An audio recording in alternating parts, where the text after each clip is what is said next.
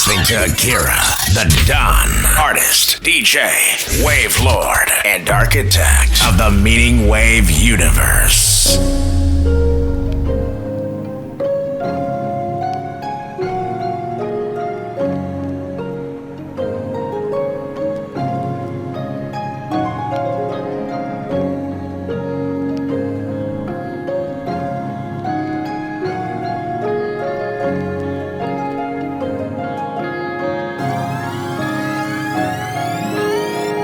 Grace.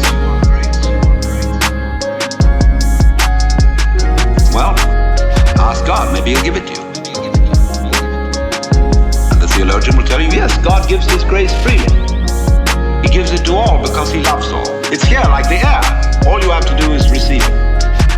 Or a more orthodox, a Catholic Christian would say, all you have to do is to be baptized, to take the holy sacrament of the altar, the bread and wine, the body and blood of Christ, and there is the grace right there. And it's given by these simple physical means so that it's very easily and readily available.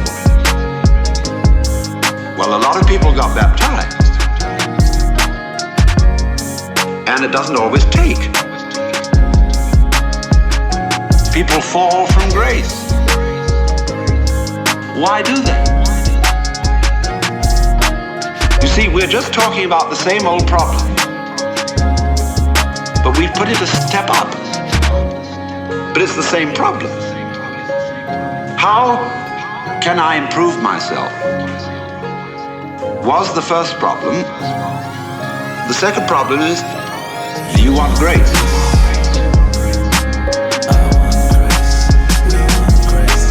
Do you want grace?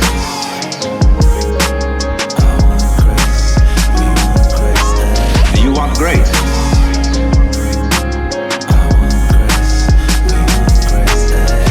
Grace.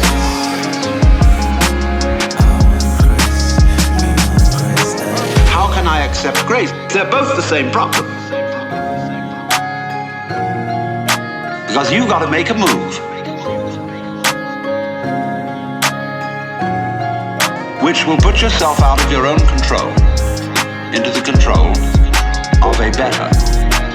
If you don't believe in the Christian kind of a God, you can believe in the Hindu kind of a God, who is your inner self. You see, you've got a lower self, which you can call your ego. That's that little scoundrelous fellow. It's always out for me. But behind the ego, there is the Atman, the inner self, the inward light, as Quakers would call it, the real self, the spirit, which is substantially identical with God.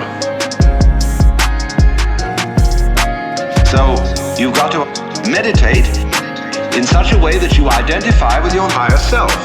Now, how do you do that?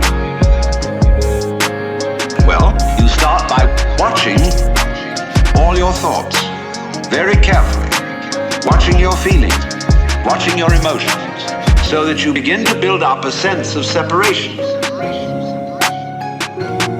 between the watcher and what is watched. Do you want grace?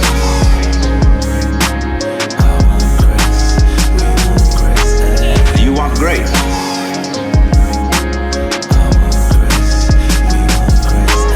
Do you want grace?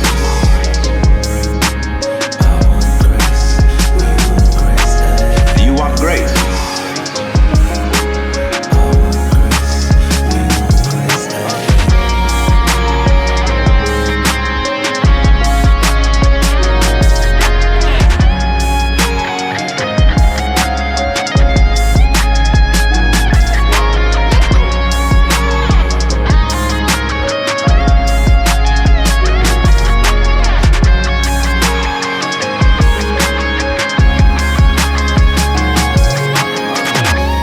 You are, as it were, no longer carried away by your own stream of consciousness. You remain the witness, impassively, impartially, suspending judgment and watching it all go on. That seems to be something like progress. At least you're taking an objective view of what is going on. of what is going on. You are beginning to be in a position to control it. But just wait a minute. Who is this self behind the self? The watching self. Can you watch that one? It's interesting if you do. Because you find out, of course, that this is just as the problem of grace is nothing more than a transposition of the first problem. How am I to be unselfish? By my own power. It becomes how am I to get grace by my own power.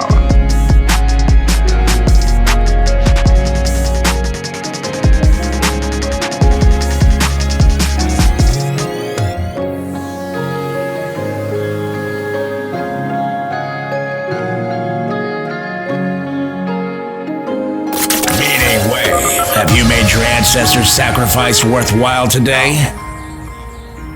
What I would call a really swinging human being is a person who lives on two levels at once. He's able to live on the level of being his ordinary ego, his everyday personality,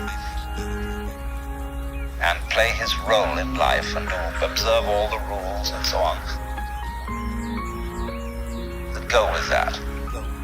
But if he's only on that level, if he's only playing that kind of thing and thinks that's all there is, it becomes a drag. And he starts being the kind of person who feels that he's just got to go on surviving. It's terribly important to go on surviving. Live. He works at that. And his children learn the same attitude from him. He says, well, I've got to survive because I've got all these children I've got to support, and so on and so forth.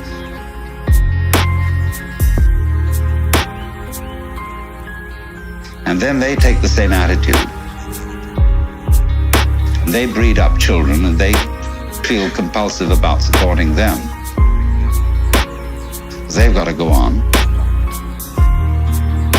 And so nobody really has any fun. It's just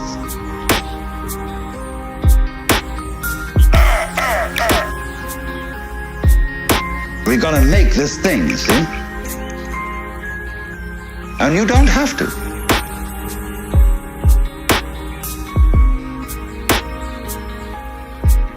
See, whenever I get somebody who comes to me and says, I really can't go on and I have to commit suicide,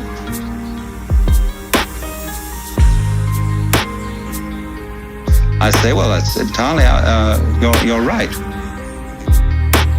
There's really no reason why you should go on, and if you want to commit suicide, do it. You can check out.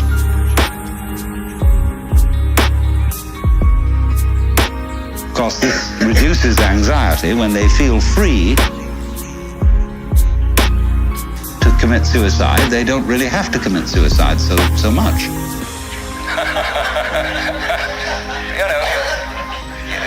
You can commit partial suicide.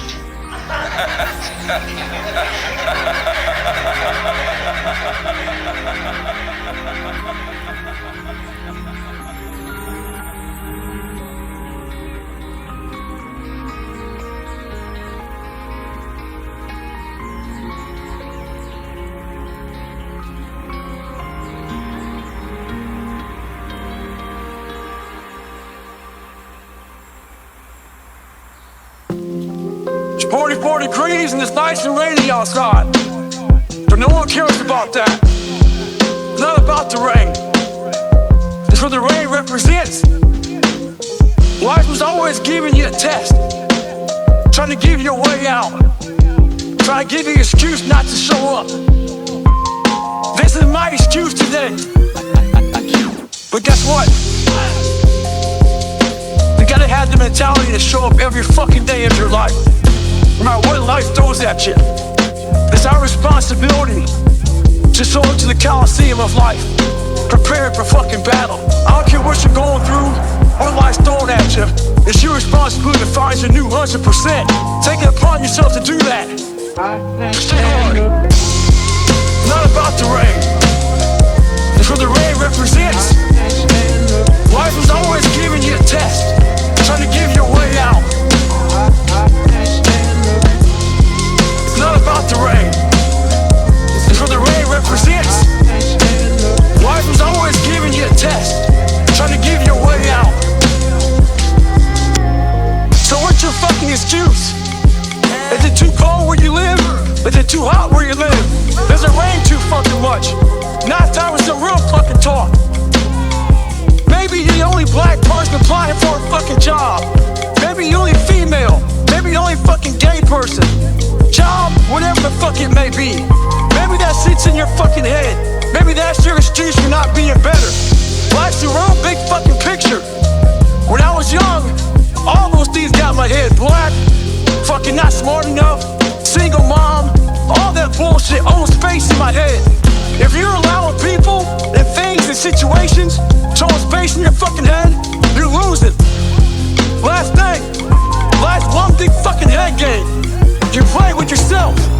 If you lose, it's because you allow life to get in your fucking head. Not about the rain. It's what the rain represents. Life is always giving you a test, trying to give you a way out. Not about the rain.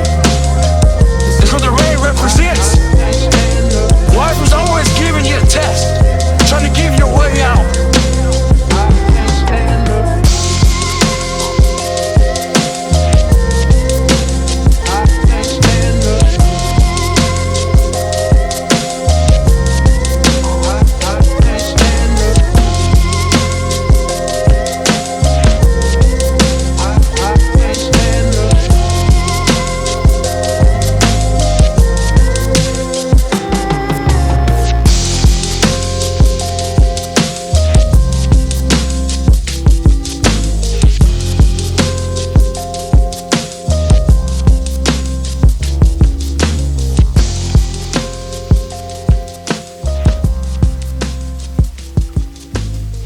It's a beautiful day to be alive here at the peak of recorded human civilization.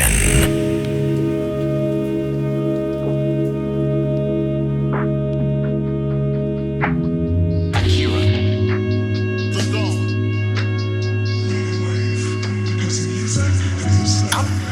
I was fat, so I talk about it. Go ahead and say something, motherfucker. I was fat too. And it was hard as fuck every fucking day to get up. I know what it feels like when you roll your fat ass out of bed and all you want is some fucking damn cinnamon buns and shit and fucking chocolate milkshake. I know what it is. I know exactly what it is. But I can't want it more than you. And so many people just want it the easy way. I'm sorry, man. It's not. So what they start to do is they build this narrative of it's okay. When the narrative should be, you need to fucking work harder. You need to fucking discipline your mind better. We need to help people more than just saying it's okay. It's okay that you're not fucking willing to fucking help yourself out. That's not okay. It's not okay. It's not acceptable. Even though it's your life, if that's acceptable, that's unacceptable. That's unacceptable. Even though it's your life, that's unacceptable. Than just saying it's okay. That's not okay. That's not okay. That's unacceptable. And there's a lot of people in this world, me included, that if I accepted that, I wouldn't be anywhere. So yeah, a lot of people just fucking, they start creating a narrative about themselves that make it okay. The ultimate get out of jail free card. And now the world is set up to have so many get out of jail free cards. Everything is okay. And you can't say a motherfucking thing about it. It's not okay. It's not acceptable.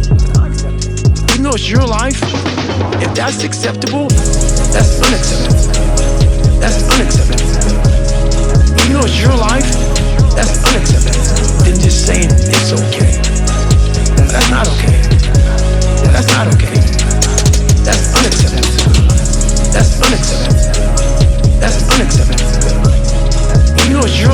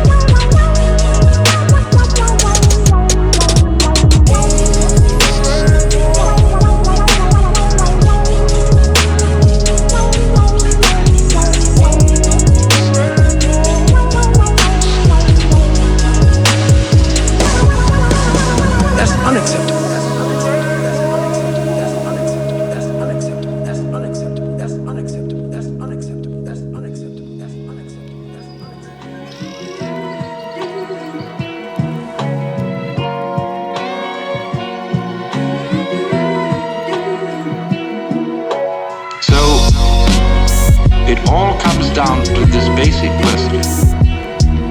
That human beings have for a long, long time been concerned about transforming their minds. Is there any way in which one's mind can be transformed? Or is it simply a process which is nothing more than a vicious circle? I could ask, why have you come here? What were you looking for? Why have you come here? What were you looking for? Why have you come here? What were you looking for? Why have you come here? What were you looking for? Would it be too presumptuous of me to say that you were looking for help? That you hoped you would hear somebody who had something to say that would be of help and relevance to you as members of a world which is running into the most intense difficulties. A world beset by a complex of problems, any one of which would be bad enough. But when you add together all the great political, social, and ecological problems with which we are faced, they are appalling. And one naturally says, the reason why we are in such a mess is not simply that we have wrong systems for doing things, whether they be technological, political, or religious. But we have the wrong people. The systems may be all right, but they are in the wrong hands because we are all, in various ways, self-seeking, lacking in wisdom, lacking in courage, afraid of death, afraid of pain, unwilling really to cooperate with others, unwilling to be open to others. And we all think that's too bad. It's me that's wrong. Why have you come here? What were you looking for? Why have you come here? What were you looking for? Why have you come here? What were you looking for? Why have you come here? What were you looking for?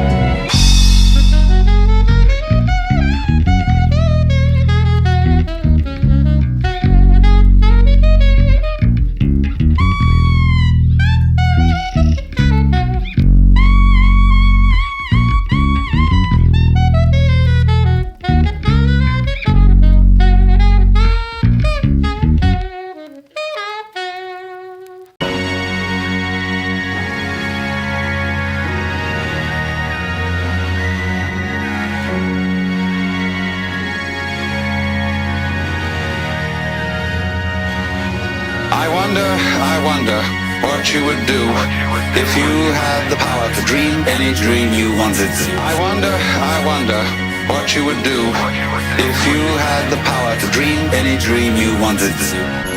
And you would, of course, be able to alter your time sense and slip, say, 75 years of subjective time into 8 hours of sleep.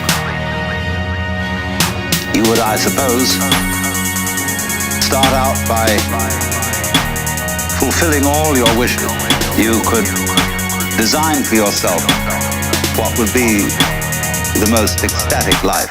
Love affairs, banquets, dancing girls, wonderful journeys, love affairs, banquets, dancing girls, wonderful journeys, gardens, music beyond belief. Music beyond belief. Music beyond belief. I wonder what you would do if you had the power to dream any dream you wanted. I wonder what you would do if you had the power to dream any dream you wanted. Any dream you wanted. Any dream you wanted. Any dream you wanted. I wonder what you would do if you had the power to dream any dream you wanted. And then after a couple of months of this sort of thing at 75 years a night, you would be getting a little taste for something different. You would move over to an adventurous dimension where there were certain dangers involved and the thrill of dealing with dangers. And you could rescue princesses from dragons and go on dangerous journeys, make wonderful explosions and blow them up. Eventually get into contest with enemies. And after you've done that for some time, you'd think up a new wrinkle to forget that you were dreaming, so that you would think it was all for real, and to be anxious about it, because it'd be so great when you woke up. I wonder what you would do if you had the power to dream any dream you wanted. I wonder what you would do if you had the power to dream any dream you wanted. Any dream you wanted. Any dream you wanted. Any dream you wanted. I wonder what you would do if you had the power to dream any dream you wanted. And then you say, well, like children who dare each other on things, how far out could you get? What could you take? What dimension of being lost, of abandonment of your power, what dimension of that could you stand? You could ask yourself this, because you know you'd eventually wake up. After you'd gone on doing this, you see, for some time, you would suddenly find yourself sitting around in this room with all your personal involvement, problems, etc., talking with me. How do you know that's not what you're doing? Could be. Because after all, what would you do if you were God? I wonder what you would do if you had the power to dream any dream you wanted. I wonder what you would do if you had the power to dream any dream you wanted. Any dream you wanted. Any dream you wanted. Any dream you wanted. I wonder what you would do if you had the power to dream any dream you wanted. I wonder what you would do if you had the power to dream any dream you wanted to. I wonder what you would do if you had the power to dream any dream you wanted to. Any dream you wanted to. Any dream you wanted to. Any dream you wanted to. I wonder what you would do if you had the power to dream any dream you wanted to. What would you do if you were God?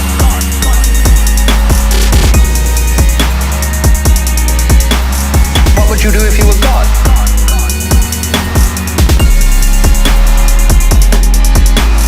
What would you do if you were God?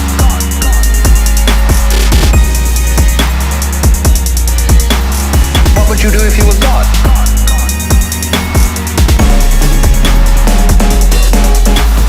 What would you do if you were God?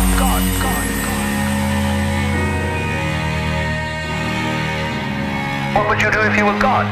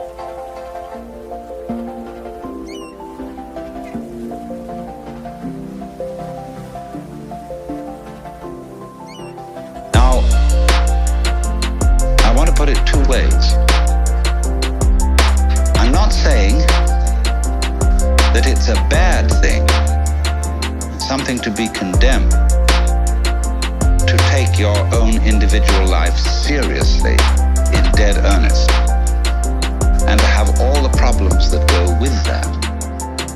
Do you understand that being that way, that being a real mixed up human being is a manifestation of nature? That is something just like patterns on the waves out here. Patterns on the waves.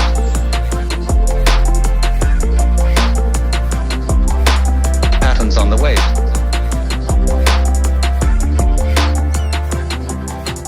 Patterns on the waves.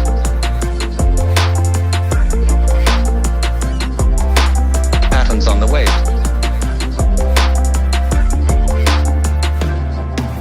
Or like a seashell. You know, we pick up shells. I always keep one around, as sort of an example. Many things. Say, my goodness, isn't that gorgeous? There's not an aesthetic fault in it anywhere. It's absolutely perfect. Now, I wonder if these fish look at each other's shells and say, don't you think she's kind of fat? Oh my, those markings aren't really very well spaced. Because that's what we do.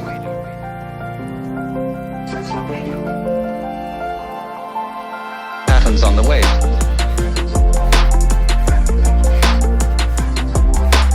Patterns on the wave. That's what we do. Patterns on the wave.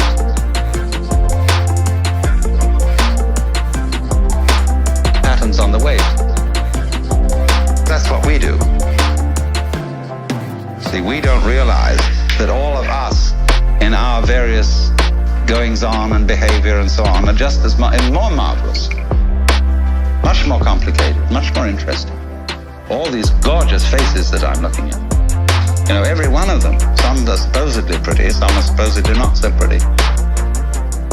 But they're all absolutely gorgeous. And everybody's eyes is a piece of jewelry beyond compare. Beautiful. Beautiful. Beautiful. Beautiful. Beautiful. Patterns on the wave.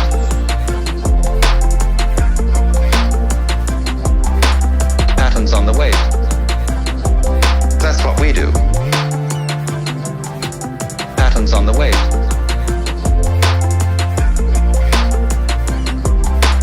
Patterns on the wave. That's what we do.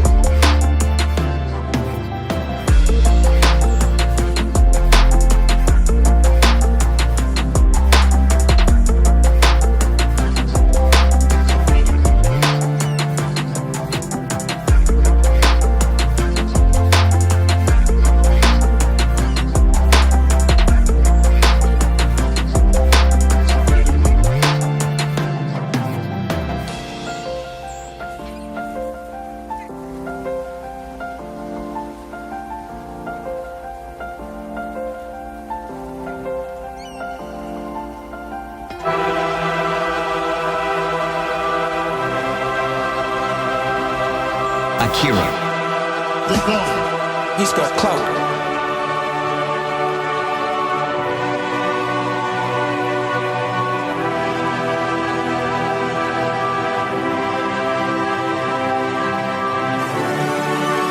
That's a very scary situation when you are on one side of the door and your mind is racing because on the other side of that door, it could be no one. It could be 4 guys with 4 AK-47s. That door you're about to open could be booby-trapped. So once you open it, boom, your legs are gone. There's 1,000 things you think about when you're the first guy, second guy, third guy, getting ready to go in a room and flood it. And that's why I talk about the warrior mentality. And that's why so many people are lost when I start talking. You have the right. You're lucky that you don't have to think like warriors think. You're very privileged. I chose this world to be a warrior. To be a warrior. To be a warrior. I chose this world to be a warrior. And I would choose it again if I came back to this world. The mentality of a warrior is very different than normal mentality. You must be that person on that door, get ready to open it, thinking to yourself, if I die, so be it. The only way you can go in that door is knowing there's a great chance you're gonna die. Like being a SEAL, you train with live ammo. You jump out of an airplane. Everything you do, you could die. To be a warrior, why people don't understand me, I'm glad you don't understand me. Merry Christmas, good on you. Because being a warrior takes a whole different mindset. A whole different mindset to know that there's a great chance I may not be in the military. Like I was in for 21 years. I'm lucky.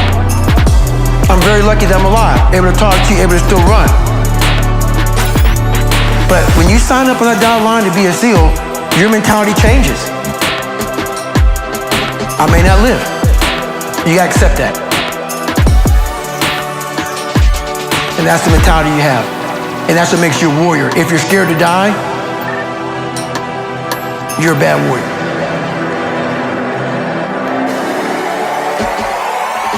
I chose this world to be a warrior. To be a warrior. To be a warrior. I chose this world to be a warrior. And I would choose it again if I came back to this world. It still works for me in life as far as attacking things. No matter what avenue I choose, I want to be the very best. And the very best may not be I'm number one. The very best is that I leave everything inside of me out there. So attacking is not like, oh, I want to win this or win that or be the best. The best is I'm running against myself in everything I do. And that's what I attack. I attack myself. I'm always questioning myself. I'm always holding myself accountable. Because you know what? At least I look at everything I do now in life, and this sums it up. I hated jumping out of airplanes. I hated shooting guns. I hated the job as a Navy SEAL. But I did it because I wanted to change myself. Everything I do, I'm not really comfortable doing. But if you choose to go that route, to go be a Navy SEAL, you might as well go be the hardest motherfucker in the world.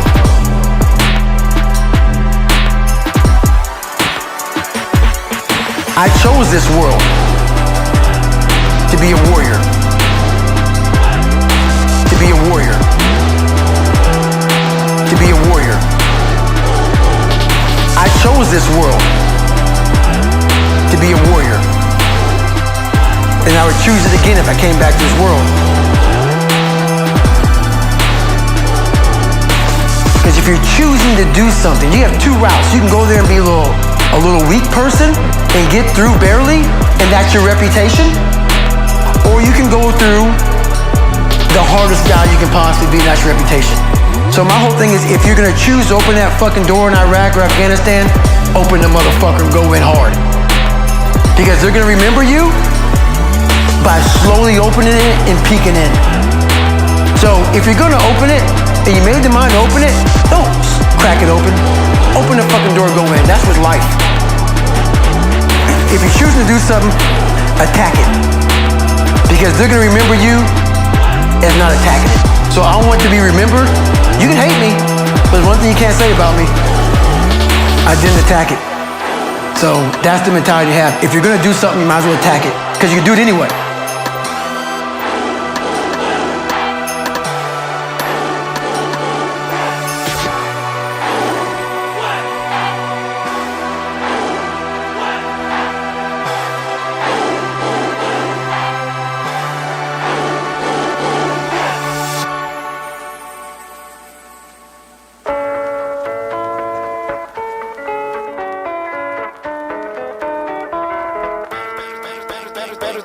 better than alcohol, man. Yeah, and the funny thing is, if you're trying to stop drinking, you need something better than alcohol. And alcohol's pretty good. So you better find something a lot better, man. Esteemable people do esteemable things. It's like, yeah, well, you want to figure out something that you're doing with your life that's worth not getting drunk and screwing up. You might say, well, why do people drink too much? If you like alcohol, that's a stupid question. Why do people drink too much? Well, because it's great. So why stop? Well, you do stupid things when you're drunk. You hurt yourself. You compromise your health. It's really hard on the people around you. You tend to turn into a liar, and it screws up your life. It's like, yeah, but it's pretty fun. Yeah, well, it is. But you need something better than that. And what's better isn't being straight and not making mistakes. It's like that's all prohibition in some sense. What's better is, no, you need an adventure, man. Alcohol is an interesting drug. Alcohol, it's a hell of a drug. Alcohol, it's a great drug. But the problem is, it's a great drug. No, you need an adventure, man. You need to get out there and have something to do, something worth waking up for. That's the substitute for the addiction. Actually, the addiction is the substitute for that, if truth be known. Alcohol really is a good drug for coping with anxiety. It makes you more extroverted and enthusiastic, more full of positive emotion. And the second thing it does is reduce anxiety. It's a great drug.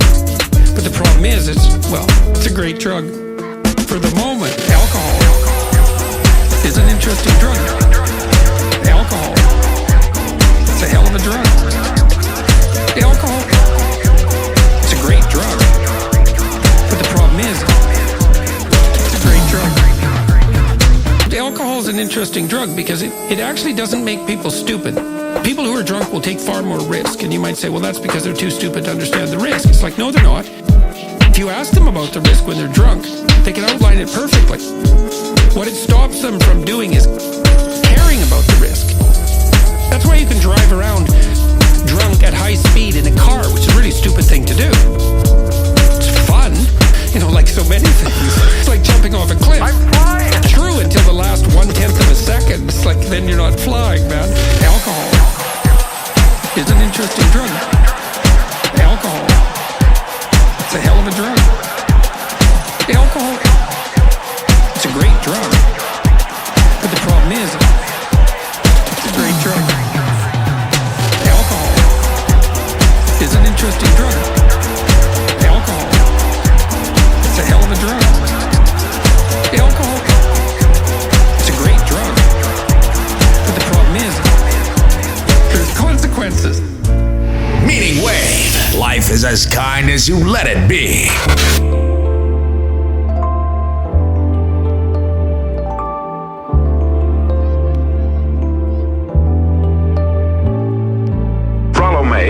The distinguished psychiatrist, wrote a wonderful book called Man's Search for Himself. And in this book he says, the opposite of courage in our society is not cowardice, it is conformity. The opposite of courage in our society is not cowardice, it is conformity. And there you have the trouble today. Conformity. People acting like everyone else. Without knowing why, without knowing where they're going. Now think of it. In America right now, there are over 14 million people 65 years of age and over. And about 13 million of these 14 million are broke. They're dependent on someone else for life's necessities. Now we learn to read by the time we're 7. We learn to make a living by the time we're 25. And yet by the time we're 65, we haven't learned how to become financially independent in the richest land that has ever been known. Why? We conform. We conform. We conform. The opposite of courage in our society is not cowardice. It is conformity. The opposite of courage in our society is not cowardice. It is conformity. And the trouble is that we're acting like the wrong percentage group, the 95% who don't succeed. Now, why do these people conform? Well, they don't know really. These people believe that their lives are shaped by circumstances, by things that happen to them, by exterior forces. They're outer-directed people. A survey was made one time that covered a lot of men, working men, and these men were asked this question. Why do you work? Why do you get up in the morning? 19 out of 20 had no idea. If you ask them, they'll say everyone goes to work in the morning.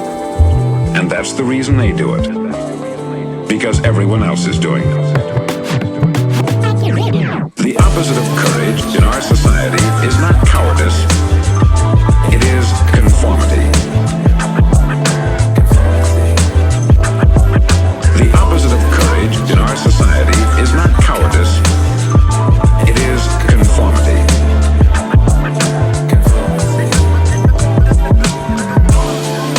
Is this what they did to you?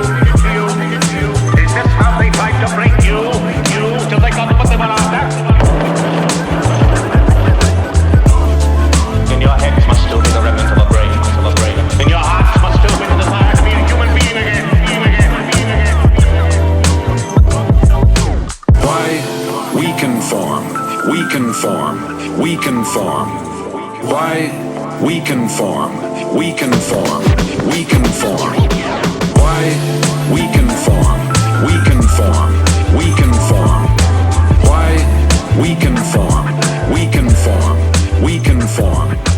Why? We conform. We conform. We conform. Why? We conform. We conform.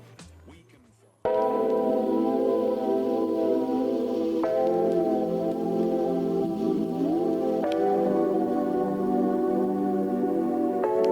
You ever heard of Akira The Don? When you get to where you want to go in life, and you finally get there, you finally reach that point, and you're there, and you're happy as hell. Realize this. You're not there yet. You're not there yet. You're not there yet. You're not there yet. And you get that feeling that you arrived. Be afraid. Truly afraid. Because now you start to do this. Do what? Slowly die. Either you're getting better or you're getting worse. You're not staying the same. When you get to where you want to go in life, and you finally get there, you finally reach that point, and you're there, and you're happy as hell. Realize this. You're not there yet. You're not there yet. You're not there yet. You're not there yet. So you get to where you think the journey's ended, and you're sitting back and you're like, I arrived. I'm on Mount Everest. I climbed 29,029. The best thing to do is fall back down that damn mountain as fast as you can. And start climbing. Find the next climb. When you get to where you want to go in life, and you finally get there, you finally reach that point, and you're there, and you're happy as hell. Realize this. You're not there yet. You're not there yet. You're not there yet. You're not there yet. You're not there yet. You're not there yet. You're not there yet. You're not there yet.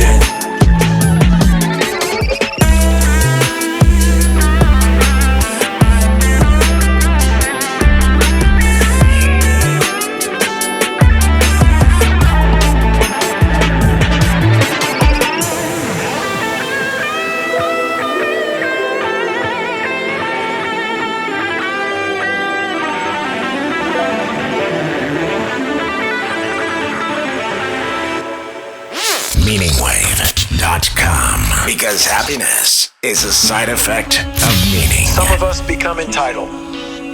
We think our pain entitles us to feel sorry for ourselves or that we are entitled to good fortune because we survived hell. Of course, feeling entitled doesn't make it so. Understand? The clock is always ticking, and at some point your golden hour will expire. Akira. Unless you take action. Take action. The clock is always ticking. Take action. Take action. Take action. The clock is always ticking. Take action. People who get lost in their past, the ones who bore their friends and family with the same tragic story over and over, over and over and over, without showing a hint of progress, remind me of a skydiver who becomes too fixated on their tangled parachute.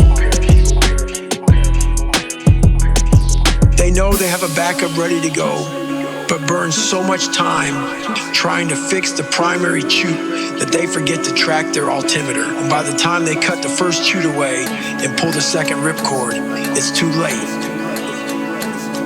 It's too late. It's too late. It's too late. It's too late. It's too late. Take action. Take action. The clock is always ticking. Take action. Take action. Take action. The clock is always ticking. Take action. Part of the problem is that they have become terrified of pulling that second cord, because if it's also fucked up, then they truly will be helpless. That is a mental trap set by fear. We cannot afford to remain afraid of cutting away dead weight to save ourselves.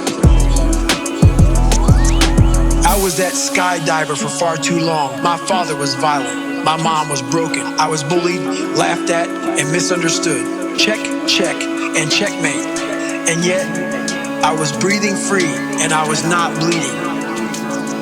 Physically, I was alive and well and perfectly capable of cutting all of that bullshit away. I'd wasted way too much of my life telling myself the same sad story. I needed to move forward. It was time to write something new. Take action. Take action. The clock is always ticking. Take action. Take action. Take action. The clock is always ticking. Take action. If an act of God or nature tore your life apart, the good news is that you really have nobody to blame. Yet, the randomness of it all can feel so personal, as if you've been marked for doom by the fates. If you feel wronged by somebody else, you may be waiting on a confession or an apology in order to move forward. But I'm sorry to say the apology, that tearful confession you've been dreaming of, will never come. The good news is, you don't need anybody else to free you from your trauma.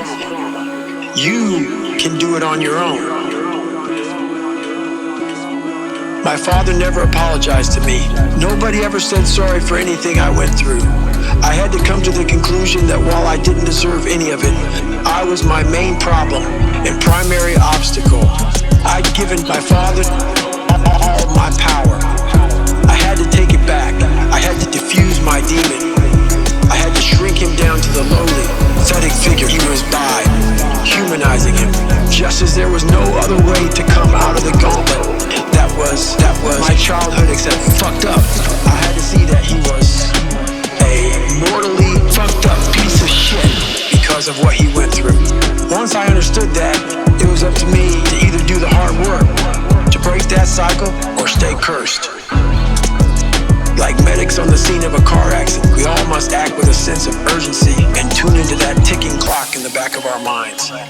There is a drop-dead time on everything we do in life. All our dreams and visions come with expiration dates etched in invisible ink.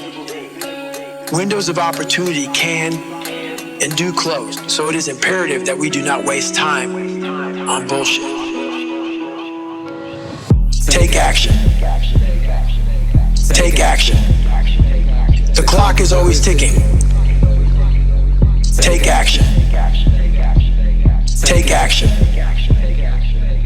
Take action. The clock is always ticking. Take action. Take action. Take action. The clock is always ticking. Take action. Take action. Take action. The clock is always ticking. Take action.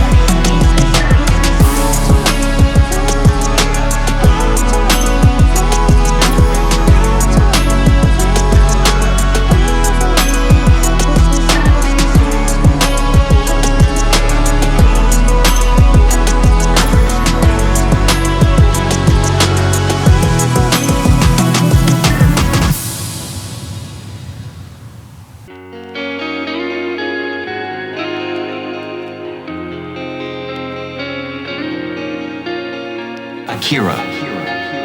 The Don. It's for the heroes. You have to be the hero of your own story. And you can do that. You have to be the hero of your own story. And you can do that. 90% of it is just showing up.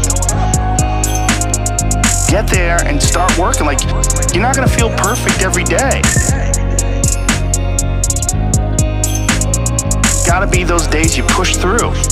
This is what I want you to do. Write down what you would like to fix about your life. If you're 30 pounds overweight, you wanna lose 30 pounds? Do it the right way. Write down what you eat. Exercise every day. Force yourself to do it. The brain is the general, the troops are the body, and you get up and you do it. And then you get to write it down. You know, you're doing what you gotta do to get by, but ultimately you're not respecting yourself. I think we all have a certain amount of appreciation and respect for hero figures. We all look at the guy who never lies, always does the right thing, and fucking helps everybody out, and that's the John Wayne character, you know, that's the ultimate hero. The ultimate hero. You have to be the hero of your own story. And you can do that. You have to be the hero of your own story. And you can do that. And when you look at your own life and you don't stack up, you're a thief, you stole money from your wife's purse, and you don't want to smoke cigarettes, but you fucking have to, you can't deal with the stress and smoke. You devalue yourself. You slowly start devaluing yourself. You look at yourself, you realize that if you were judging yourself, you would judge yourself on faith. You can't pretend you're the hero of your story. Hero of your story. Most people get stuck in these patterns, find themselves as the person who doesn't follow through on their ideas. When I start things and I quit. No, you don't. No, you have started things and you quit, and it gives you a horrible sense of regret that's made you define yourself by that. You're not who you were a year ago. You're not who you were 5 years ago. You're not who you were last week. So you gotta regulate how much you dwell on regrets of the past. You really gotta be careful. You have to be the hero of your own story. And you can do that. You have to be the hero of your own story. You can be the hero of your own story that woke up today. You can be the hero of your own story that at 40 years of age stopped, got out of bed and said, I'm not doing this anymore. I'm not doing this anymore. And I'm gonna get myself in shape and I'm gonna eat healthy. And I'm gonna do this. Because this is me now. This is me now. I decide that this is me. And people have to realize that you are not your past. You are not all the times you fucked up. You're not all the times you were drunk. That's not you. That's not you. You are the person who's learned from a great deal of experience. This is a battle that you will fight for the rest of your life. But the key is to fight it, not to give in. Don't give in to that resistance. Fight that resistance. And in doing so, every day you do so, you have won the battle for that day. And you will continue to fight that battle. You have to be the hero of your own story. And you can do that. You have to be the hero of your own story. And you can do that. You have to be the hero of your own story. And you can do that. You have to be the hero of your own story. And you can do that.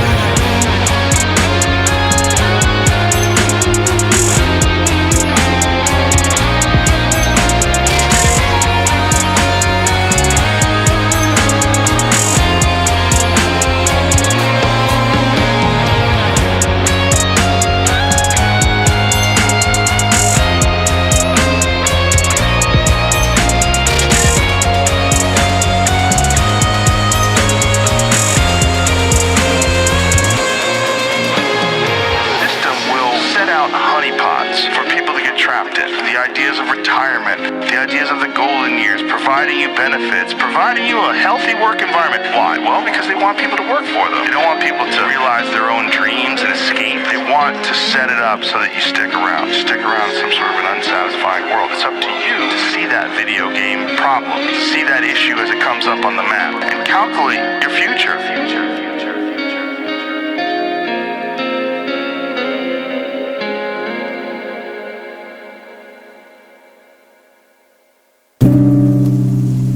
Monks used to keep skulls on their desks. And people nowadays think that was very morbid. Everything's falling apart. So don't try and stop it. When you're falling off a precipice, it doesn't do you any good to hang on to a rock that's falling with you. See? Well, everything is doing that. And so, again, this is another case of our completely wasting our energy in trying to prevent the world from falling apart. Don't do it. Don't do it. Don't do it. And then you'll be able to do something interesting with the free energy. With the free energy. With the free energy. With the free energy. With the free energy. With the free energy. With the free energy. With the free energy. With the free energy. Don't do it. Don't do it. Don't do it. When the Hindu says everything is unreal, the Westerner reacts and says, no, you can't treat life as a dream. It's serious, it's real, it's for real. And what do you mean by that? And what do you mean by that? Well, how real do you want it to be? This is, in other words, everything, insofar as it's falling apart, everything is changing, it is like smoke. And we all feel that smoke has a lesser degree of reality than wood. It's an image of the evanescent, of the ghostly. So there's this idea the whole world is this mirage. That doesn't mean it's a bad thing. It's only bad if you cling to it, if you try to lean on it. But if you don't lean on it, it's a grand illusion. So the word Maya means not only illusion, but it means art, it means magic, and it means creative power. So this is the big act. Don't do it. Don't do it. Don't do it. And then you'll be able to do something interesting with the free energy. With the free energy. With the free energy. Don't do it. And it's perhaps easier to feel the world in that way in a tropical country where death is very common and where you just watch things dissolve before your eyes and yet burst out and grow again. The whole world is changing. Maybe easier to think that way than in our environment. Although when you're out in California, the human landscape changes so fast that no town is the same for 2 years. Any mailing list that you have changes 1/3 addresses per annum. Nothing stays put. The hills are shadows and they flow from form to form and nothing stands.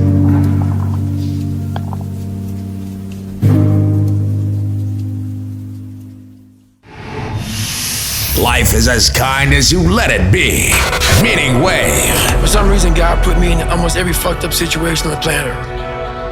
So when I talk to people, it's not sugar-coated. I'm not saying it from I was 175 pounds my whole life. I don't say much to those people. Maybe you're a piece of shit. Maybe you want to be nobody. Maybe you're happy exactly where you are in life, because obviously you are. Maybe you don't have the determination to be somebody better than who you are. And if you want to live with that, I'll support you in that. If you're good with being who you are, and every day you wake up and every day you smell like shit because you can't wash your body well, and your skin's messed up because your health's so bad, and you can't put your clothes on right, you need help with that. You need help. When I was doing, I need help wiping my ass. That makes you feel good? Nothing I can say to you. See, people are haunted, but they obviously like horror films because they keep watching the same fucking movie. I don't like horror films. A lot of people like horror films, so I don't say much to them. I say exactly what I said to you, right there, because I was once you. I didn't like horror films, so I changed it. It gets real small when you're lazy and you're fat.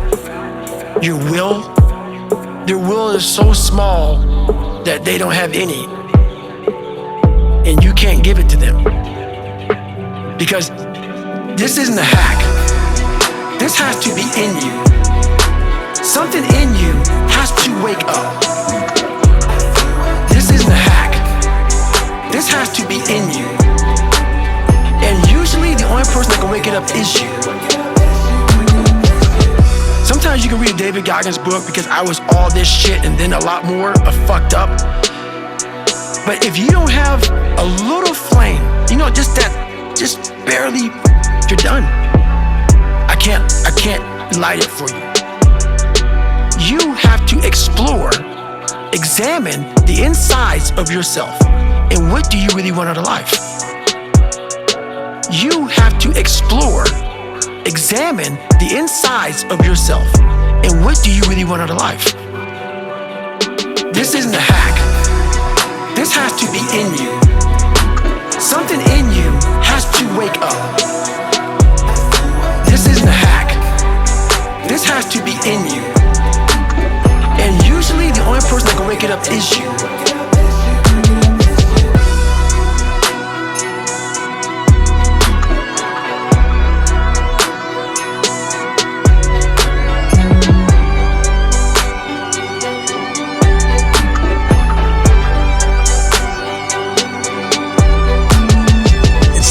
Easy to get lost in the fog of life. Tragedy hunts us all, and any event that causes suffering will linger longer than it should if you let it. Because our sad stories enable us to grade ourselves on a forgiving curve. They give us latitude and justification to stay lazy, weak-minded motherfuckers. And the longer it takes for us to process that pain, the harder it is to reclaim our lives. Sometimes weakness and laziness are rooted in hate and anger, and until we receive the confession, apology, or compensation we believe we are owed, we stay stuck in our shit as a form of self-righteous rebellion against our tormentors, or even against life itself. Against life itself.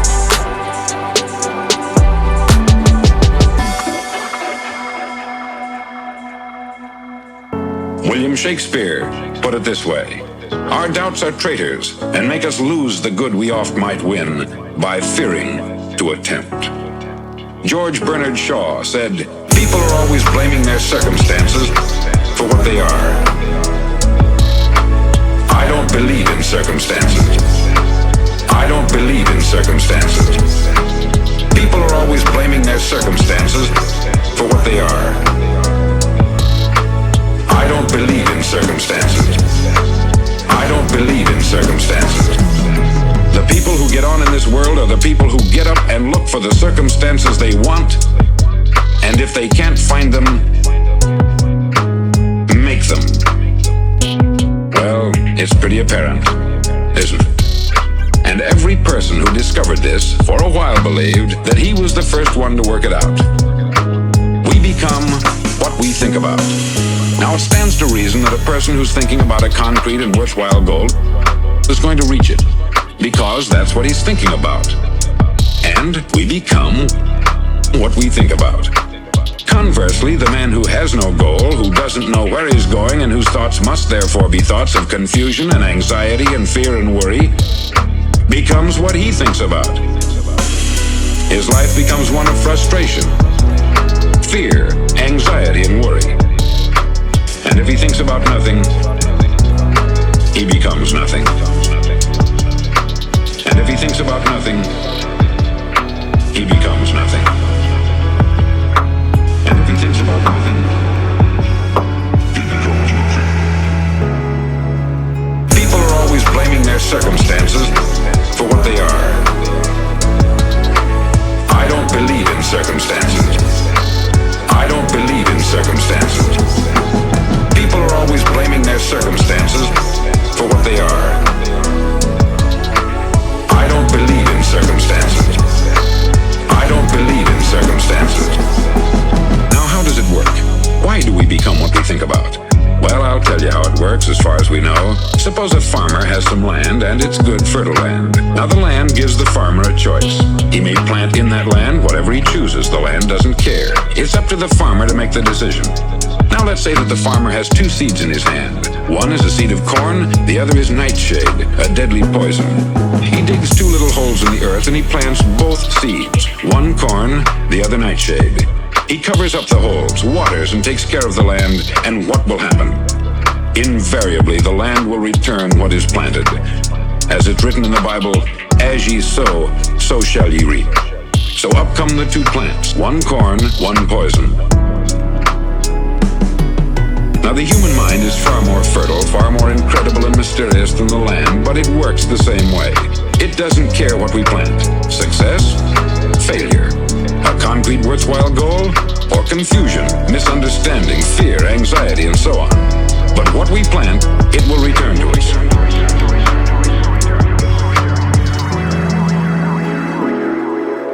People are always blaming their circumstances for what they are. I don't believe in circumstances. I don't believe in circumstances. People are always blaming their circumstances for what they are. I don't believe in circumstances. I don't believe in circumstances.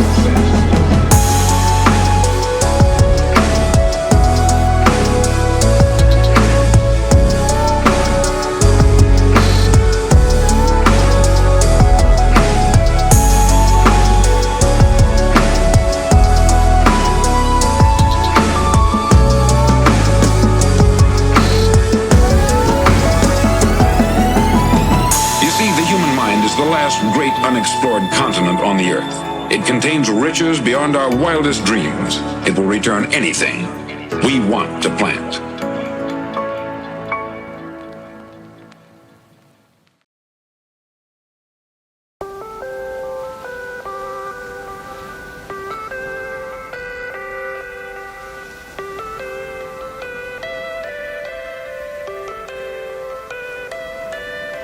There is no hope in time.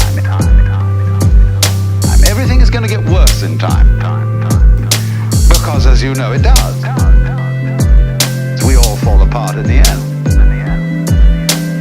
Everything falls apart. Institutions, buildings, nations, it all crumbles. And people say, well, that's an awfully pessimistic philosophy. Well, is it? Well, is it? I would rather say that the people who have hope in the future are the miserable people. Because they're like donkeys, chasing carrots that are dangled before their noses from sticks attached to their collars. And they pursue in vain, always hoping that tomorrow will be the great thing. The great fix. The great fix. Always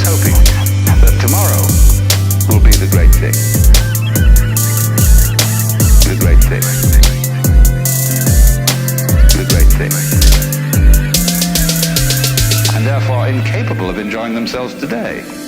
People who live for the future never get there. Because when their plans mature,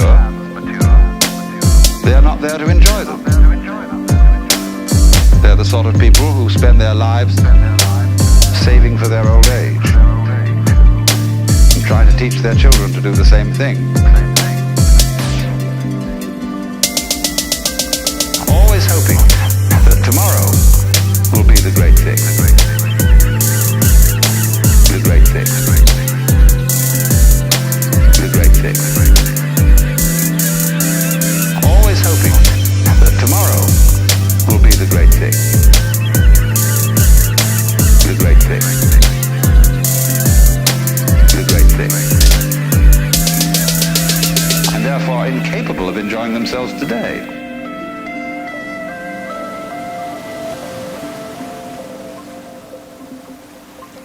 MEANINGWAVE, because music is endless. The title of these talks that I'm giving here is Mind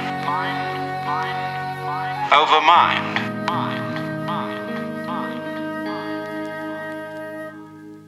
And I'm going into all the various problems which have to do with the control of the mind.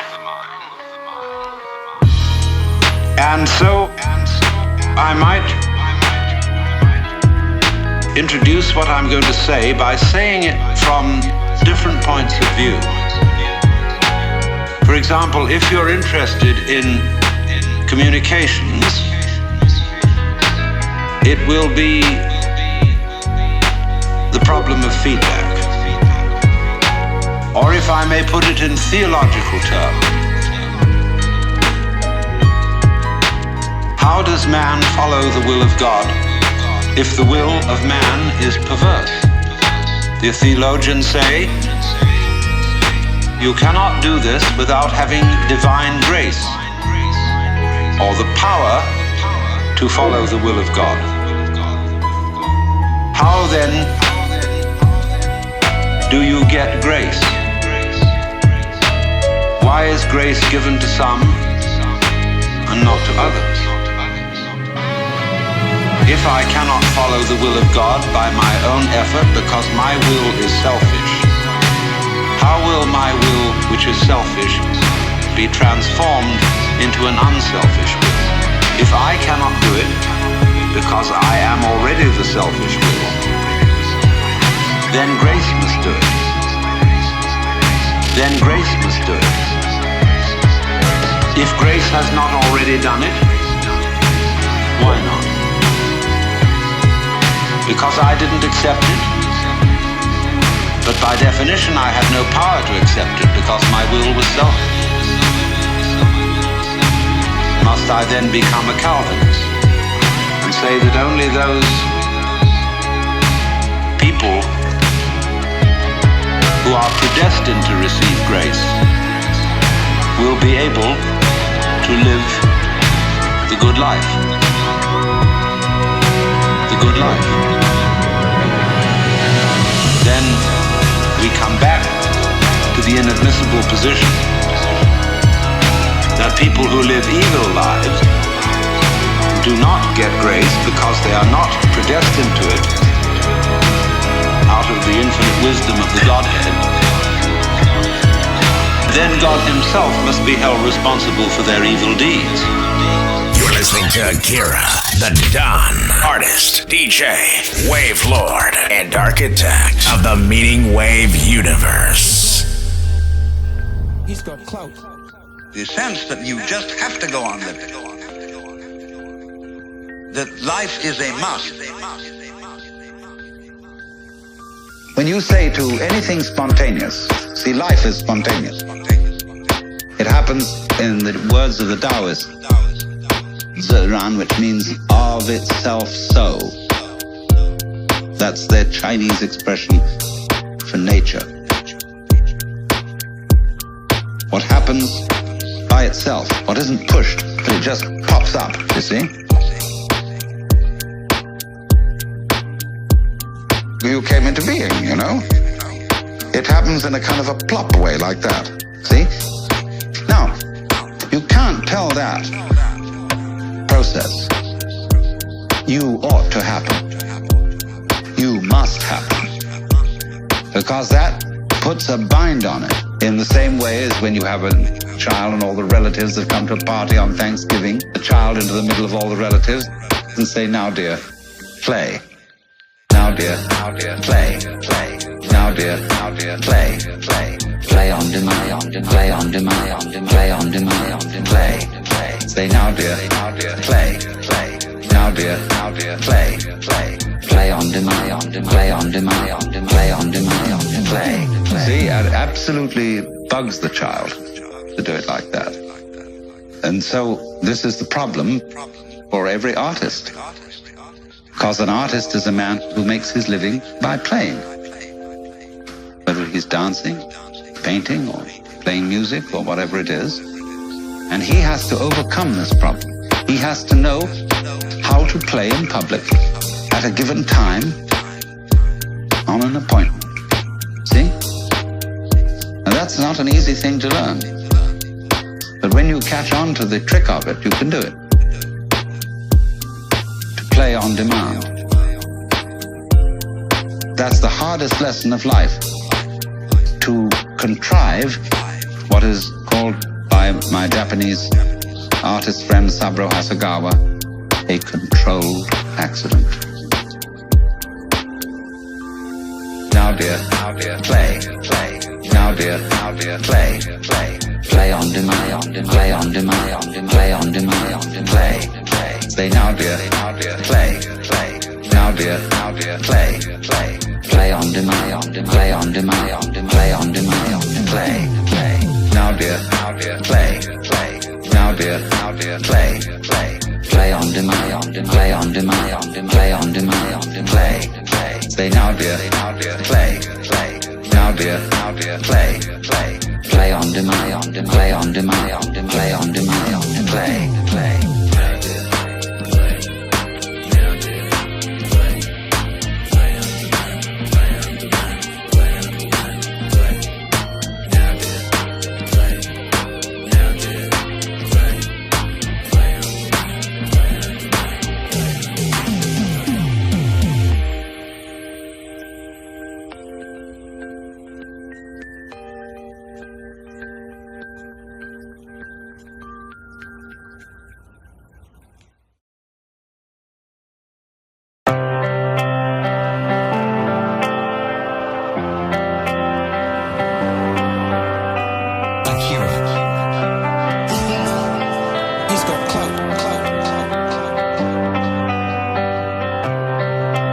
You know, when people think of the word mind control, they think of controlling other people's minds. And when I think about mind control, I think about controlling your own mind.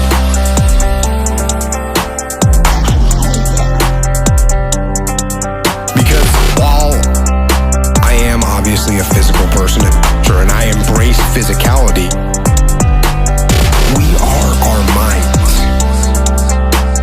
What it means and where the you actually is, and whether there's a soul or a brain or whatever, your heart or some other conjured up place. This is what I know,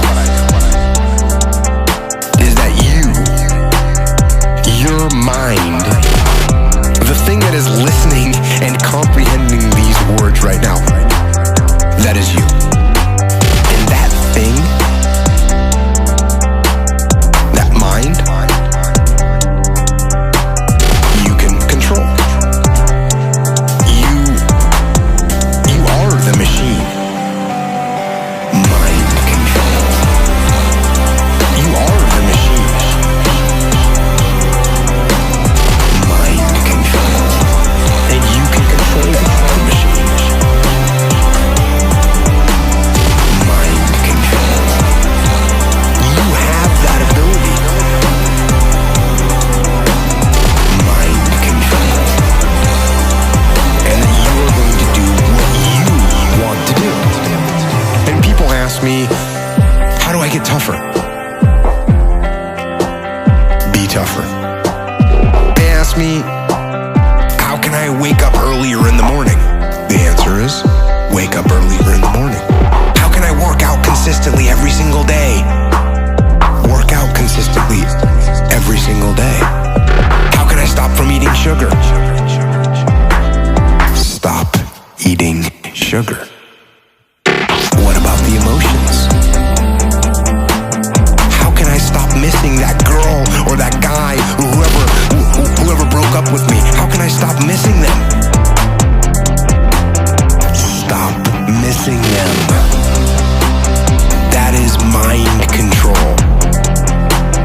You have that ability. You just have to assert it.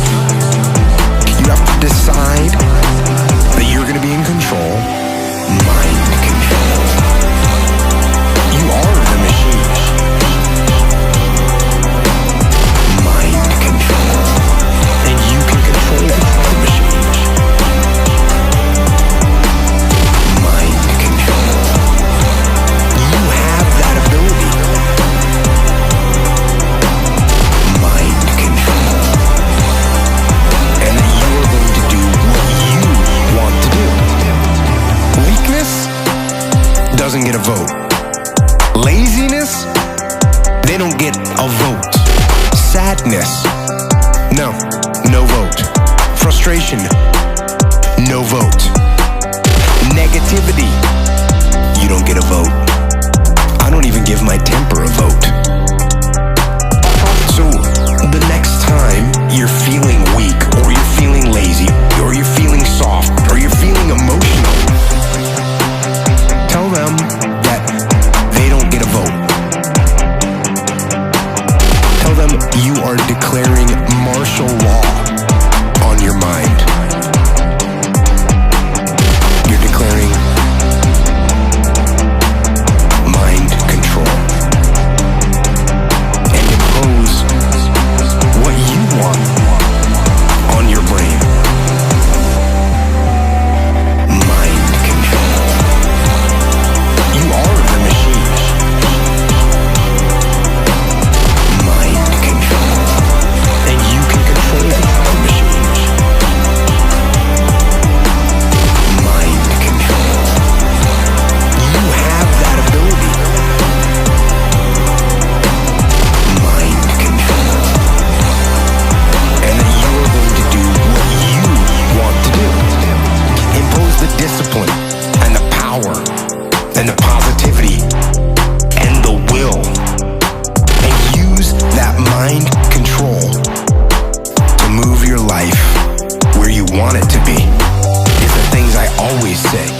Get stronger, faster, smarter, quicker, friendlier, more helpful, more driven. Don't let your mind control you. Control your mind. And once you control your mind, then you can set it free. Meaning Wave, because music is everything.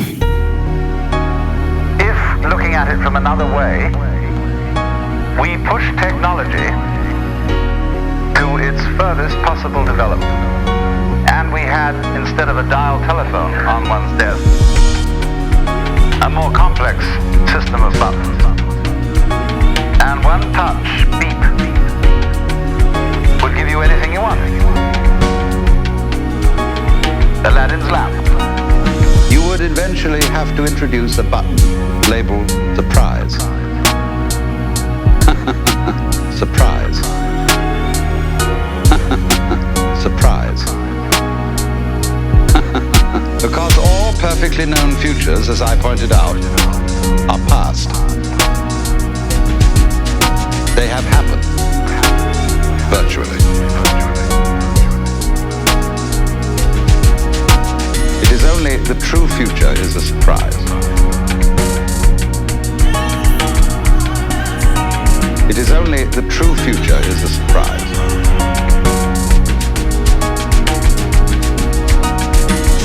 So if you were God, you would say to yourself, man, get lost.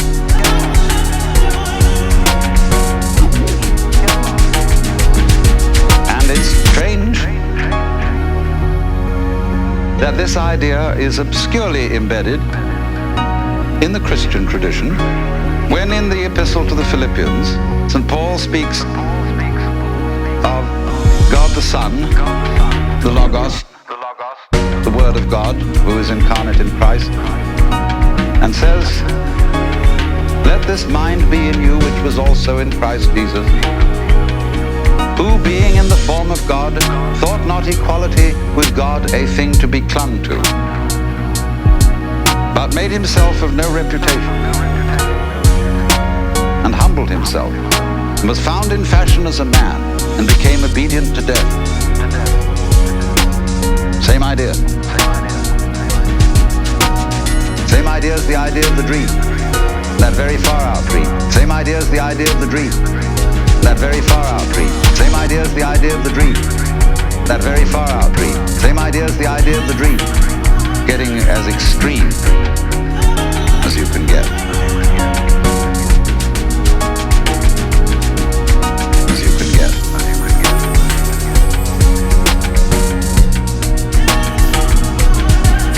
As you can get.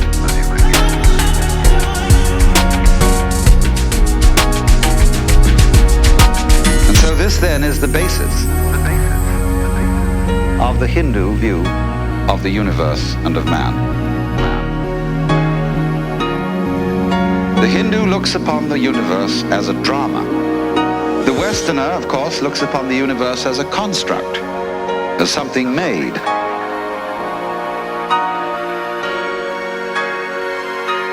And it is not therefore insignificant that Jesus was the son of a carpenter. Let's say you have no races. Let's say you have no classes, no nothing. There's no purpose in your life. People need to have purpose to get up. They need purpose to perform. You need to get to a point in your life where there's nothing on the docket. There's no 5K, there's no, I'm gonna get into school to be this or that, and still perform to the highest level. Because what people don't get, one day that thing's gonna come up. And if you're not constantly performing without purpose, you're not gonna be ready when the time comes. It's this magical thing, purpose, that we're all looking for. But what's funny about it all is that we need these things to perform. But we don't take a second to realize the purpose is you. The purpose is you. The purpose is you. The purpose is you. You are always the purpose. The purpose is always there. Because the very purpose is you. There may be another purpose, like being a SEAL or going to college or whatever, but the main purpose in life is you. So if you wake up in the morning and you don't want to do something, you don't care enough about yourself.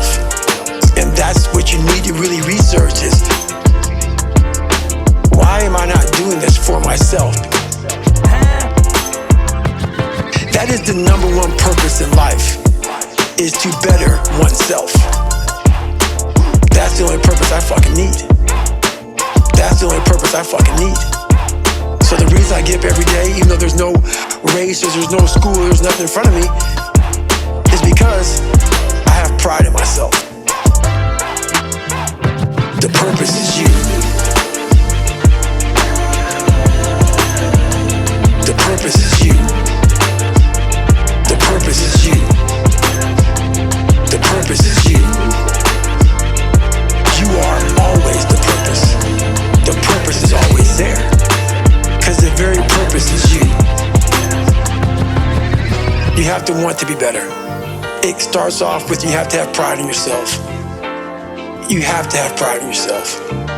You have to have, there's something about you, whether it's your last name, the smallest thing, you have to be proud of yourself. And if you have no pride in yourself, I can't give it to you.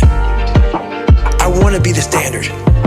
I want to be that guy. Like, if you go to whatever company, they have this mission statement on how we want to run our company. I made one for myself on how I want to be. And that is why, if people can make up a mission statement, an ethos in which they want to live by, and every morning you wake up, you hold yourself accountable to that mission. The purpose is you.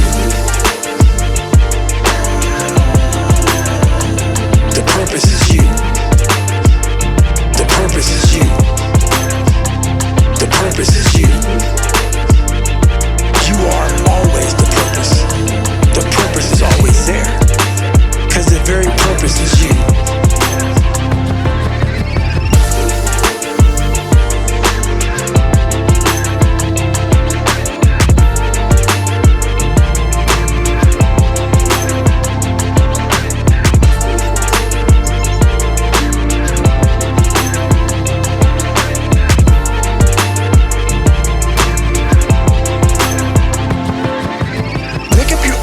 Mission statement. What do you want to be in life? And once you do that, now you can work with somebody to get better. You can work with yourself to get better. Until you know what you want to stand for, you will always just be sitting down. You'll never stand for anything. You'll never stand for anything. You'll never stand for anything.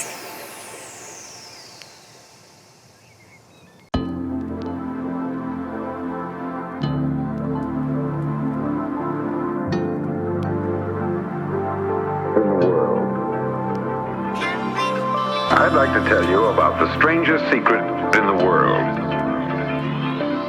In the world. In the world. Not long ago, Albert Schweitzer, the great doctor and Nobel Prize winner, was being interviewed in London. And a reporter asked him, "Doctor, what's wrong with men today?" The great doctor was silent a moment, and then he said, "Men simply don't think." And it's about this that I want to talk with you. We live today in a golden age. This is an era that man has looked forward, dreamed of, and worked toward for thousands of years. But since it's here, we pretty well take it for granted. We in America are particularly fortunate to live in the richest land that ever existed on the face of the earth. A land of abundant opportunity for everyone. But do you know what happens? I'd like to tell you about the strangest secret in the world. In the world. In the world. I'd like to tell you about the strangest secret in the world. In the world. In the world. Let's take 100 men who start even at the age of 25. Do you have any idea what will happen to those men by the time they're 65? These 100 men who all start even at the age of 25 believe they're going to be successful. If you asked any one of these men if he wanted to be a success, he'd tell you that he did. And you'd notice that he was eager toward life. That there was a certain sparkle to his eye, an erectness to his carriage, and life seemed like a pretty interesting adventure to him.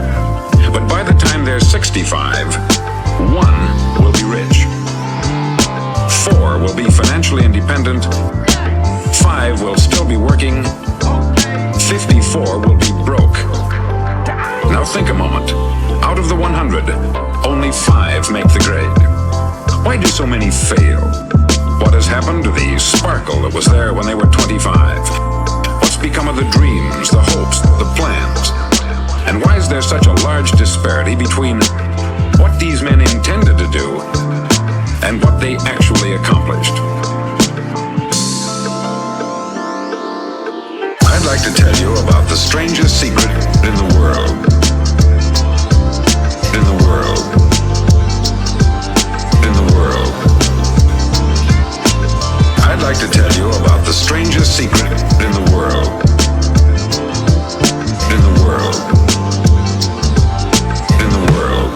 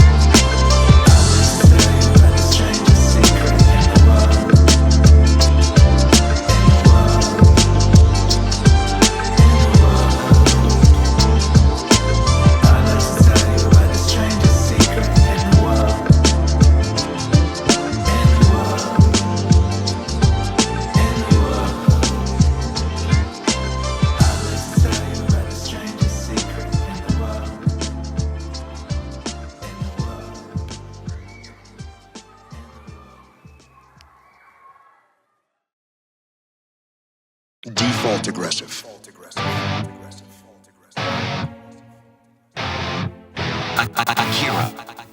Do you know who Akira The Don is? Of course, he's amazing.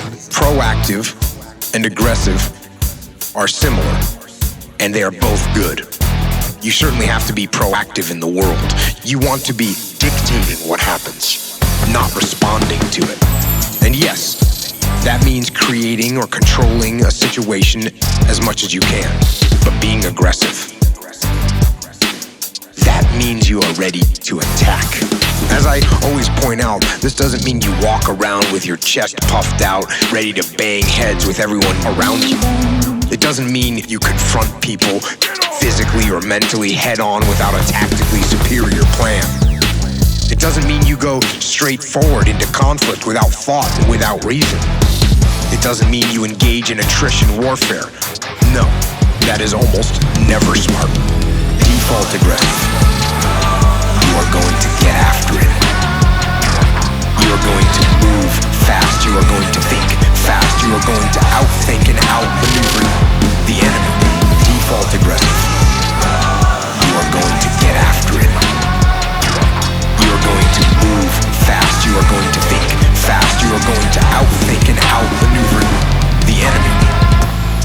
If I think the enemy is going to attack me, I'm going to attack them first. If I think they are going to seize a piece of terrain, I am going to be there waiting for them. If I think the enemy is going to flank me, too late, I'm already flanking them. I don't view aggression as an outward attitude. I view aggression as an internal character trait. A fire in your mind that says, I am going to win. I am going to win. Yes, where I'm from, we have to be very aggressive. I am going to win. This is aggressive. Default aggressive. You are going to get after it. You are going to move fast. You are going to think fast. You are going to outthink and outmaneuver the enemy. Default aggressive. You are going to get after it. You are going to move fast. You are going to think fast. You are going to outthink and outmaneuver the enemy. I am going to battle, and I am going to fight, and I am going to use every tool I have to crush my enemy. And that tool might be fists, but it might be guile. It might be a frontal attack, but it might be a flanking maneuver. It might be an undeniable display of force, but it also might be a subtle political maneuver. But with an army behind you, you could be extremely political. And that is what aggression is to me. The unstoppable fighting spirit, the drive, the burning desire to achieve mission success using every possible tool, asset, and strategy and tactic to bring about victory. Default aggressive. You are going to get after it. You are going to move fast. You are going to think fast. You are going to outthink and outmaneuver the enemy. Default aggressive. You are going to get after it. You are going to move fast. You are going to think fast. You are going to outthink and outmaneuver the enemy.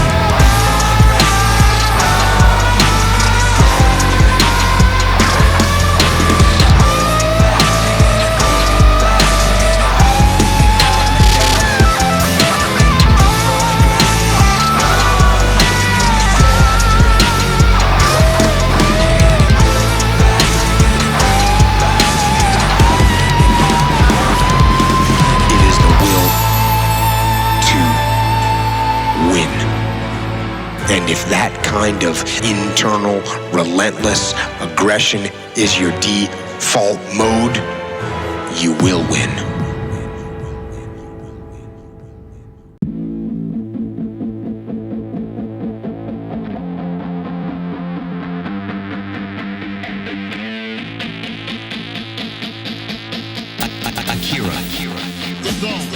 He's got clout. Everybody's different. Everybody's similar, but everybody's different. And your attitude has a giant effect, not just on your life, but on other people's lives around you. That's the other thing about it. Those I can't catch a break guys, get them the fuck away from me. I can't be around those guys. I don't want to hear that shit. I don't want to hear that shit. Get them the fuck away from me. Get them the fuck away from me. Get them the fuck away from me. I don't want to hear that shit. Get them the fuck away from me. Get them the fuck away from me. Get them the fuck away from me. I don't want to hear that shit. I don't buy it. Because everybody has bad breaks. I've had a shit ton of bad breaks. But you know what I did? Stayed up. And I thought through it. And I figured out what the fuck I did wrong. And then I went back. It's like I fucked up everything I've ever done 100 times. And there's no other way to do it. You gotta realize when you have those shitty breaks what that is. It's an opportunity for you to reassess, reboot, get better, figure out another way, find another way through. It's just challenges. And the people that look at those challenges and go, why do I always have these challenges? They're cancer. Those people are dangerous to be around. They will rob you of your enthusiasm. They don't give you any fuel. They're the opposite of fuel. The fuel people kicking ass. The people that are out there just fucking hustling. Always getting things done. Always getting things done. My friend Jocko, every morning I'll check his Instagram page, 4:30, shows a picture of his watch. Get after it.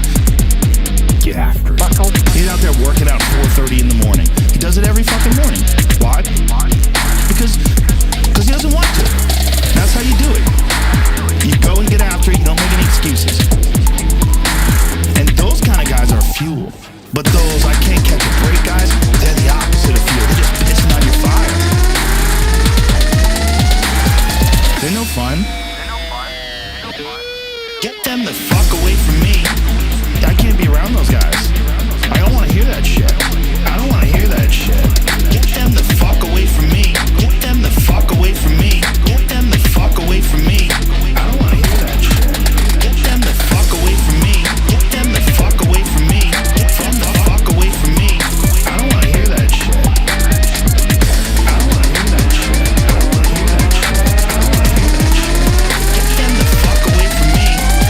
The people that surround them are all idiots. Because only idiots want to be around I can't catch a break guy. Only the dummies stick around. After a while, even if they're your good friend, you gotta be like, bro, you gotta fucking stop. You gotta stop with all this I can't catch a break bullshit. All the time you're complaining, you could be instead hustling. You could be instead chasing your dream. You could be instead figuring out what you're doing wrong, trying to improve certain aspects of your life, getting your shit together, reading a book, meditating, something. Fucking something. Something. Fucking something. But this I can't catch a break shit is not helping anybody. And it pushes everybody away from you.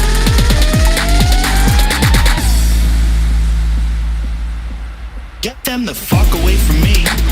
I can't be around those guys. I don't want to hear that shit. I don't want to hear that shit. Get them the fuck away from me. Get them the fuck away from me. Get them the fuck away from me. I don't want to hear that shit. Get them the fuck away from me. Get them the fuck away from me. Get them the fuck away from me.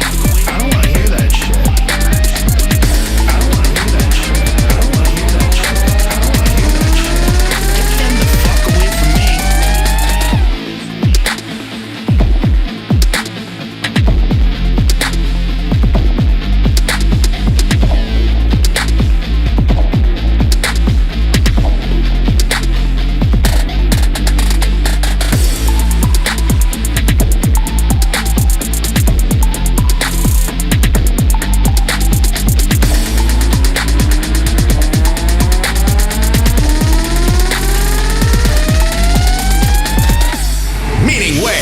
Life is as kind as you let it be. I've been a great admirer of your ability as a poet. Have you had to work hard at it, or is it just sheer genius? It comes to me naturally. I just wrote a poem the other day entitled Truth. Akira. The face of truth is open.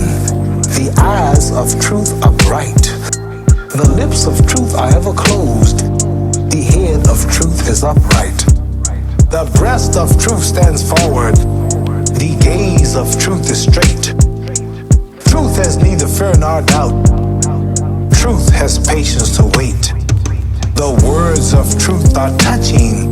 The voice of truth is deep. The law of truth is simple. All you sow, you reap. The soul of truth is flaming. The heart of truth is warm. The mind of truth is clear and firm through rain and storm. That's a masterpiece. That's a masterpiece. Truth.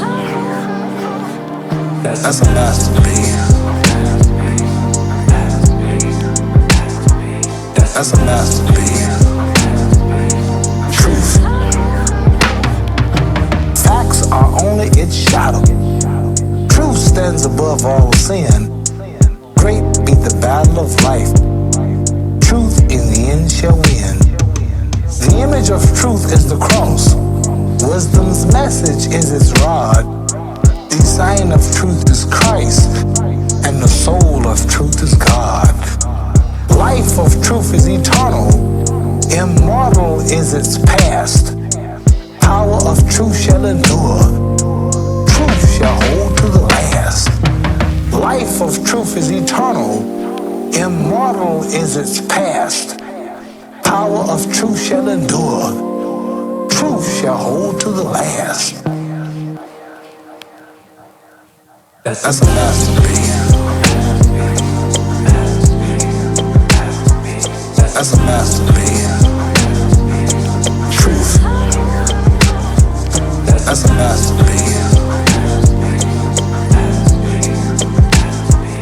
That's a masterpiece. Truth. That's a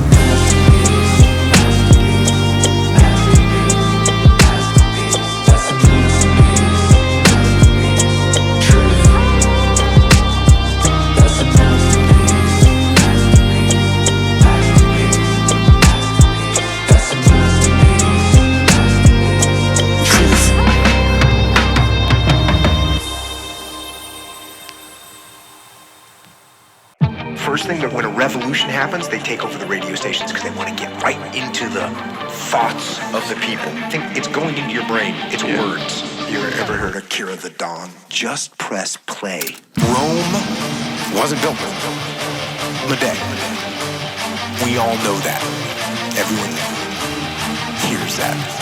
But Rome also didn't fall apart overnight either. It took hundreds of years for Rome to reach its peak, but it also took time, hundreds of years, for Rome to decay and fall apart. And that is representative of life. You don't achieve worthwhile goals quickly or easily. They take time. They take struggle. They take relentless pursuit, day in and day out. That's what it takes. That's why I say you've got to pay attention. You have to watch every single second. Every single second, because every second counts. Every second counts. Every second counts. Every second counts. Every second counts. Every second counts. Every second counts. Every second counts. But also, things don't usually fall apart quickly either. It's a slow process. Slip here, a little setback over there, a little wearing down of discipline and will over time. So that's the thing. Success and failure are generally slow processes, either slowly building things up or gradually tearing them down. That's why I say you've got to pay attention. That's why I say you've got to pay attention. You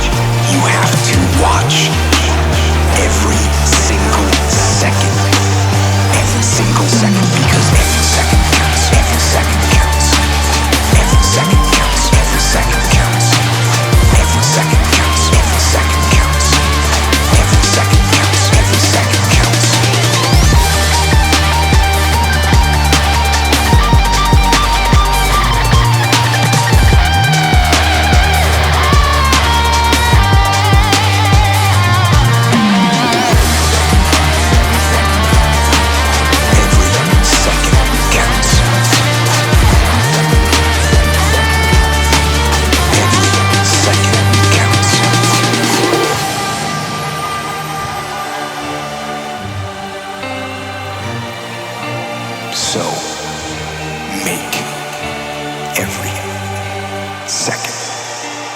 Count.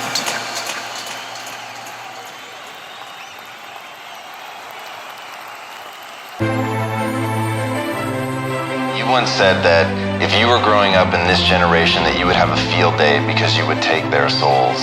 What did you mean by that? The younger generation quits. Not everybody. So I gotta put it. People get their butt hurt. So not everybody. Most of this generation quits the second they get talked to. It's so easy to be great nowadays. Most people are weak.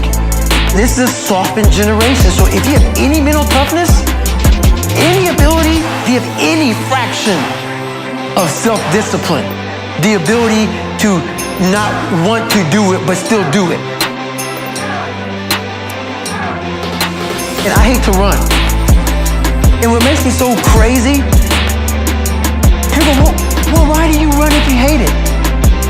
What are you talking about?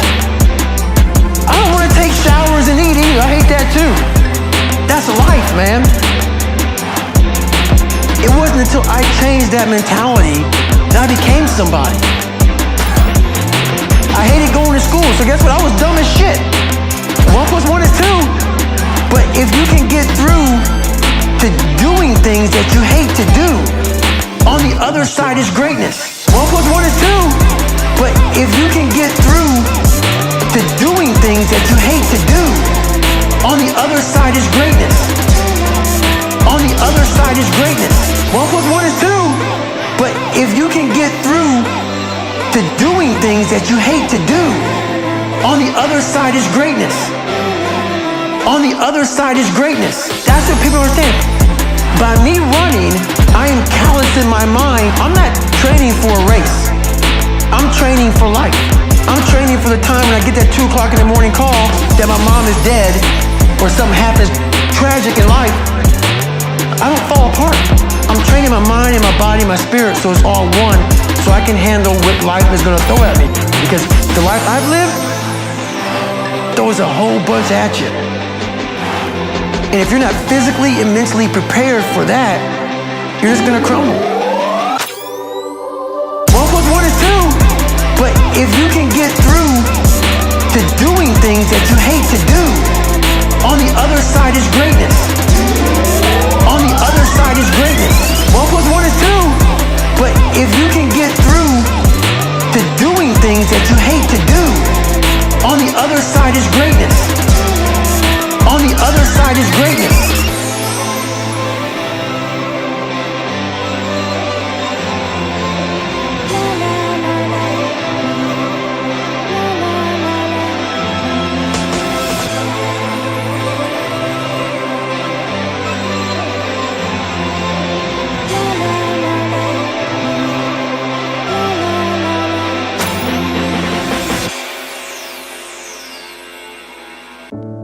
People hate strong minds. And there's an infestation of weak people in this fucking world.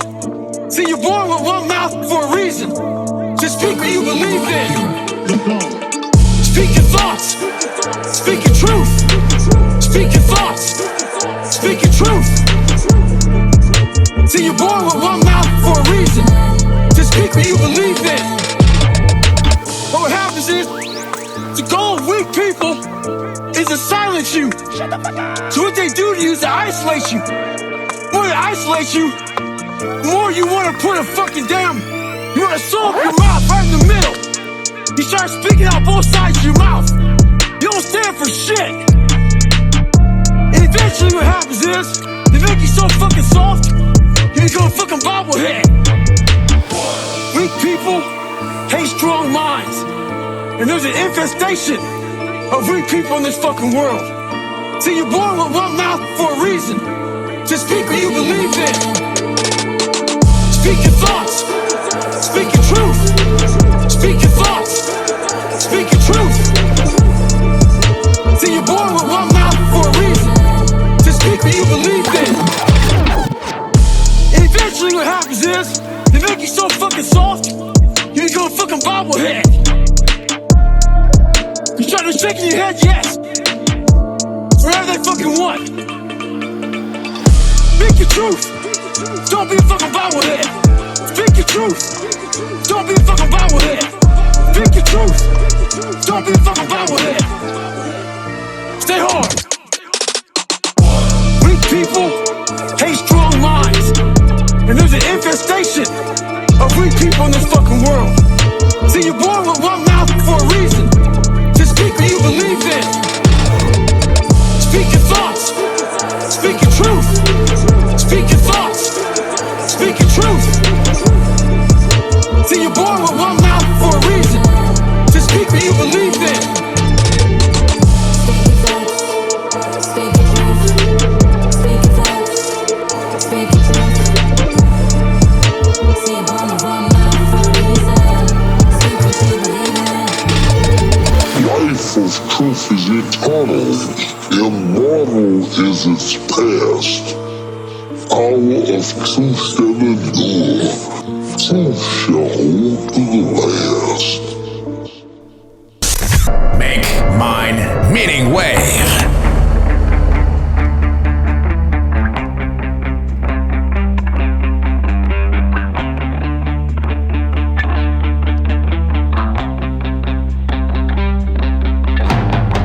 So a lot of people can live with themselves. That's the first thing. A lot of people can live with themselves, look in the mirror and say, I'm okay with being afraid. I'm okay with going on this easy highway over here. The easy highway has all these fucking signs and shit, directions how to get somewhere. And you have to first be uncomfortable with how you feel about yourself. With that voice that a lot of us like to run away from, we all have it. We all have that voice that say, hey man, you know, you're kind of wimping out right now. You're kind of being a little punk right now. But a lot of us say, okay, that's okay. It's okay to tell these little white lies to ourselves. So we first have to face the real you.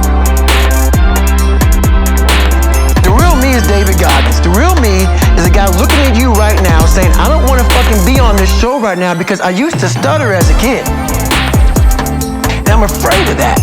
I'm afraid that here in a second, I'm gonna start fucking stammering and stuttering, and the whole world's gonna know that I have all these issues.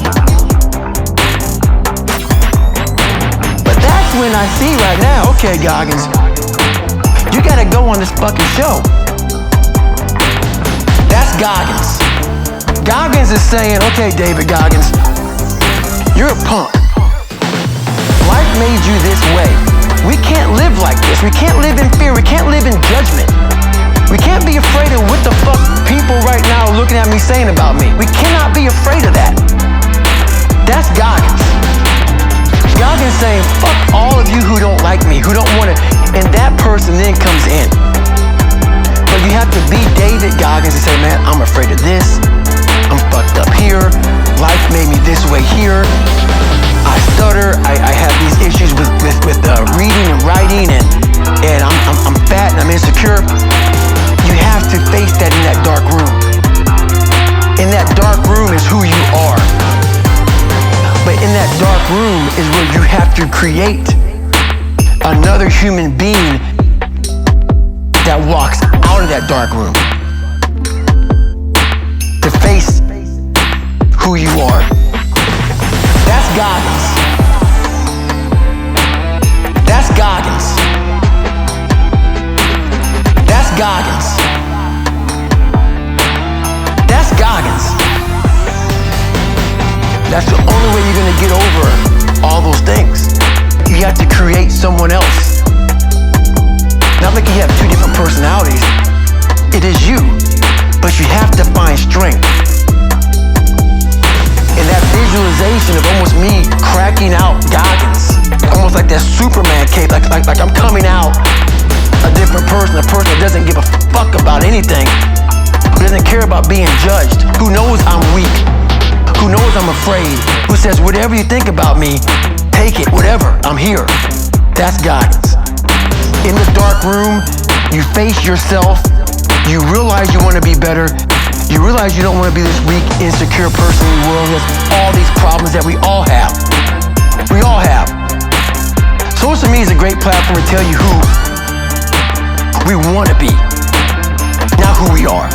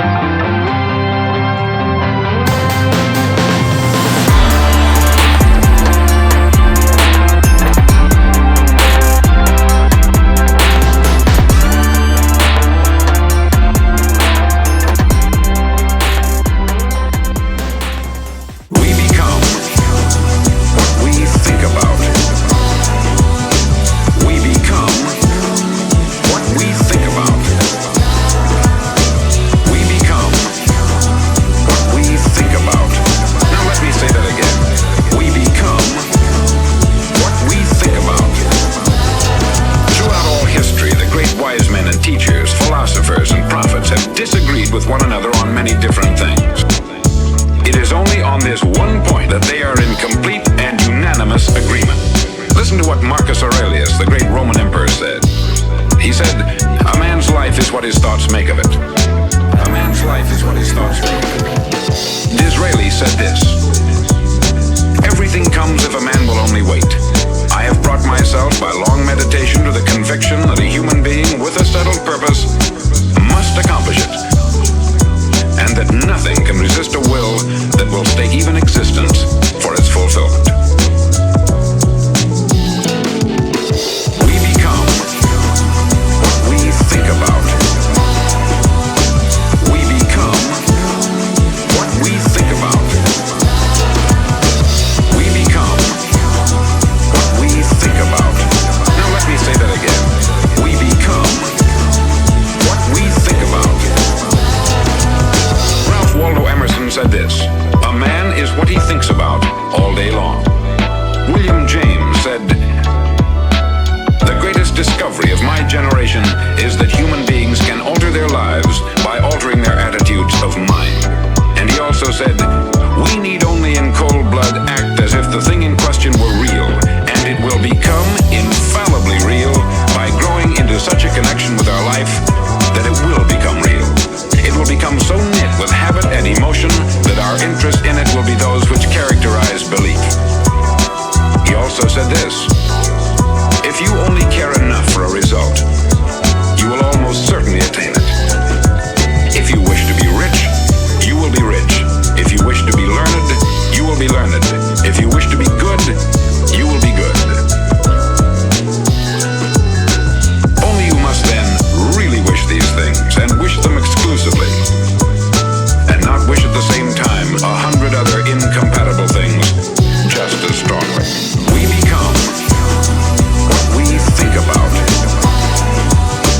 We become what we think about. We become what we think about. Now let me say that again. We become what we think about. In the Bible you read in Mark 9:23, "If thou canst believe, all things are possible to him that believeth." Dr. Norman Vincent Peale said this: "This is one of the greatest laws in the universe.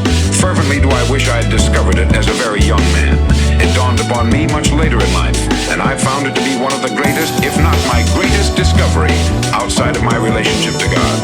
And the great law, briefly and simply stated, is that if you think in negative terms, you will get negative results. If you think in positive terms, you will achieve positive results. That is the simple fact, which is at the basis of an astonishing law of prosperity and success. In 3 words, believe and succeed. Believe and succeed. Believe and succeed. Believe and succeed. Believe and succeed. Believe and succeed.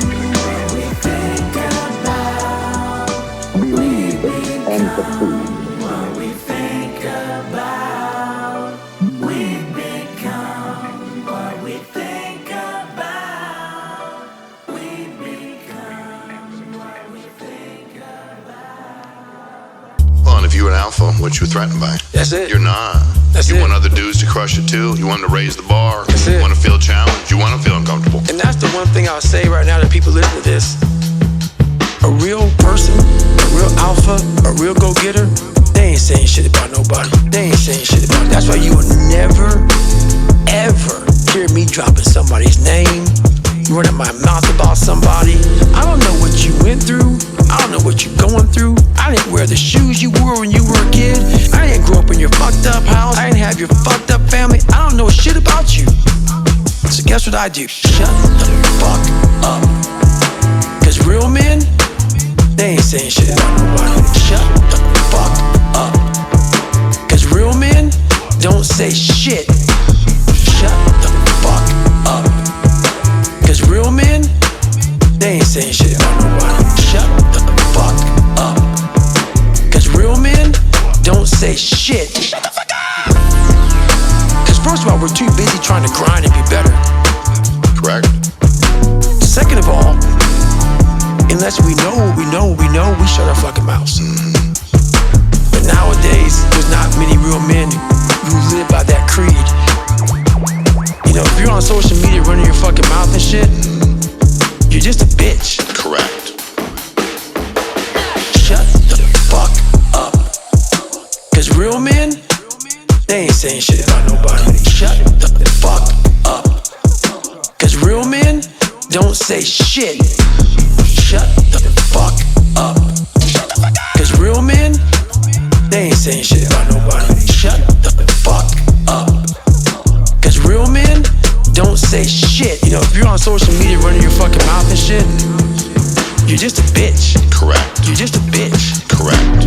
Honestly, and that's not me trying to be some after school special shit. You really are a bitch. Real men ain't doing it. Real men don't care about that gossipy bullshit. Get to work, man. That's it. Shut the fuck up. Cause real men, they ain't saying shit about nobody. Shut the fuck up. Cause real men don't say shit. Shut the fuck up. Cause real men, they ain't saying shit about nobody. Shut the fuck up. Cause real men don't say shit.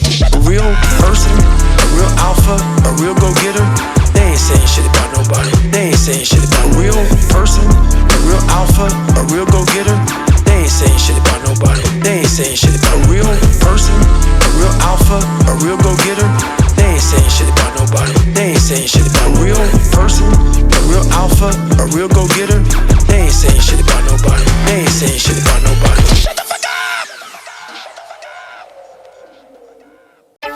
What separates me from a lot of people is they go into a daunting task, and the task is overwhelming. Akira.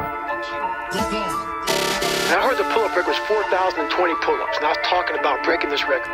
People are like, oh my God. I went right to a pen and paper. Like, what are you doing? I'm doing the math, man. I'm doing the math, man. What are you talking about? I'm doing the math, man. I'm open-minded to the fact that, okay, if I do 5 pull-ups in a minute for so many hours, I can get so many pull-ups in. How much time do I have to rest? I was breaking the math down. You have to be open-minded to the possibilities that I can do this. Once you shut your mind down to the possibility that it can be achieved, there's no way it can happen. So that's why my eyes and my body light up about things, because I know that if you're in a fight, you have to attack. You have to keep attacking.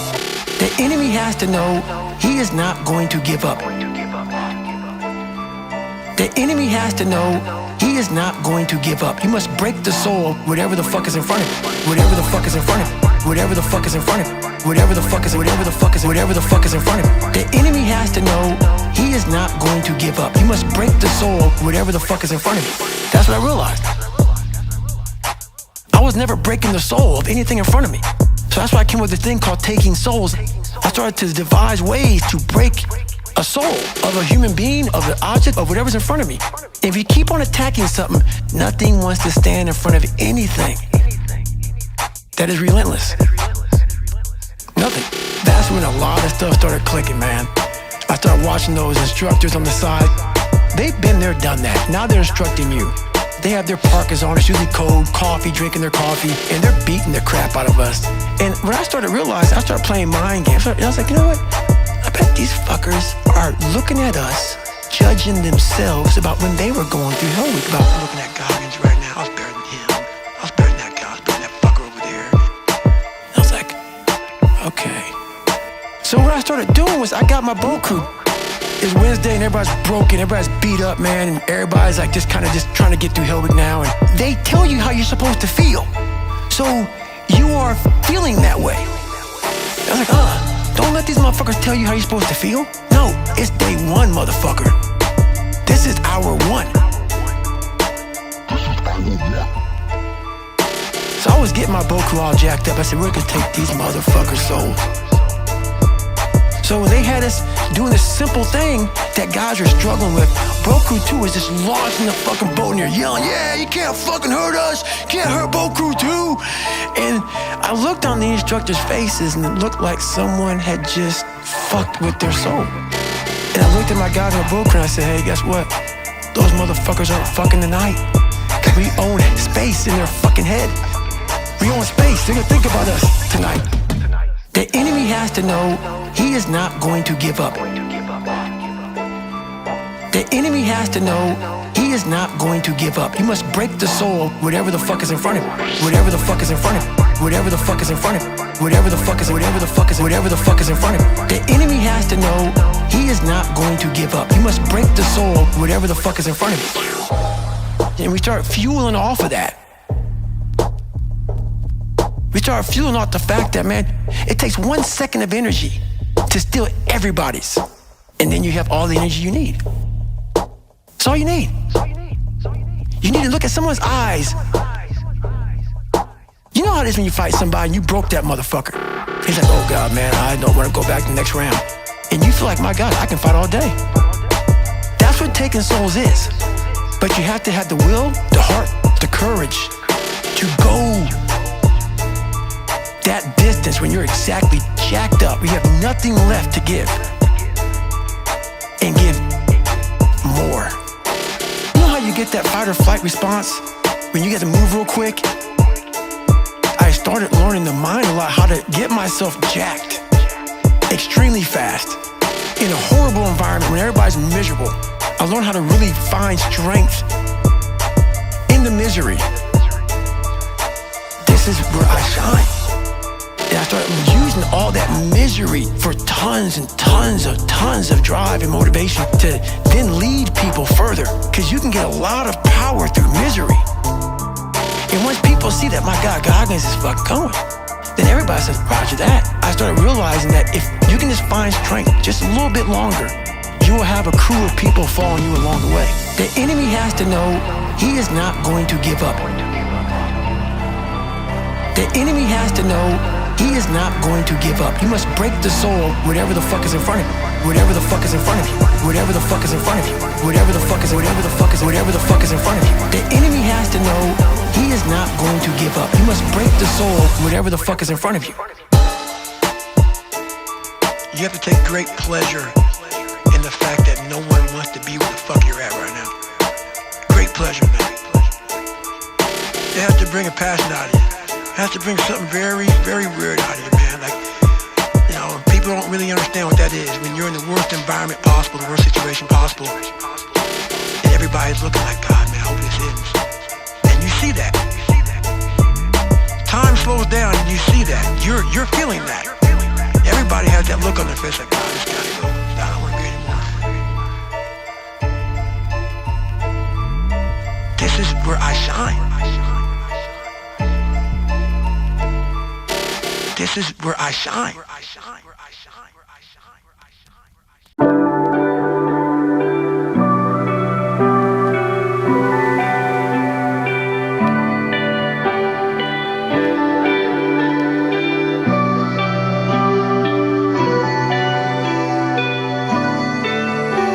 Well, the fact that life is transient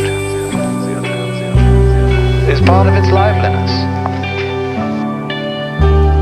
The poets, in speaking of the transience of the world, always utter their best poetry. You know, our revels now are ended. These our actors, as I foretold you, are all spirits, and are melted into air, into thin air. And like the baseless fabric of this vision, the cloud-capped towers, the gorgeous palaces, the solemn temples, the great earth itself, fie, all which it inherits will dissolve, and like this insubstantial pageant faded, leave not a rack behind.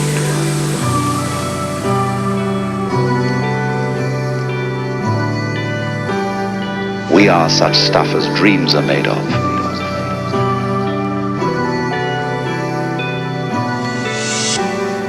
We are such stuff as dreams are made of.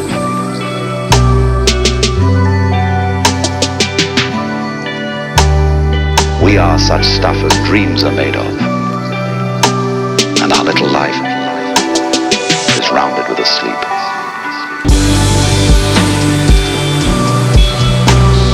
And said so well, it doesn't seem so bad after all, does it?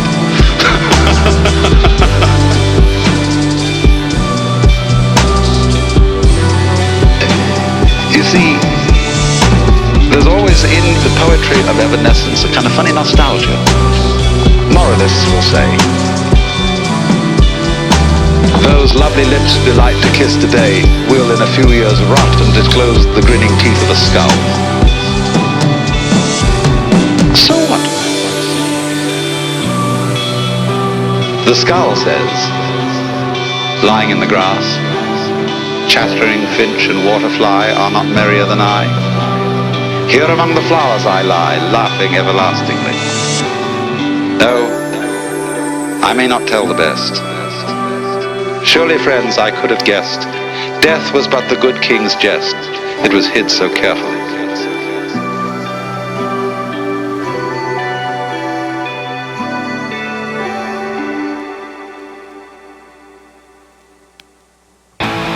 Does complacency come with age, and do I have the urge to back off? Negative. Back off? Not happening. I hear that I'm over 40, I'm pushing 50, whatever. Bring it. Back off? Negative. Not happening. In fact, I'm stepping it up. I'm training harder, eating cleaner. I'm training more. I'm learning and reading and studying more now than I ever have in my whole life. Do I get dinged up? Of course I do. It takes some injuries. Yeah. You know what? No factor. No factor. Deal with them. You know what? You know what I hear? I hear the clock ticking. That's what I hear. And the end is nigh. And time waits for no man.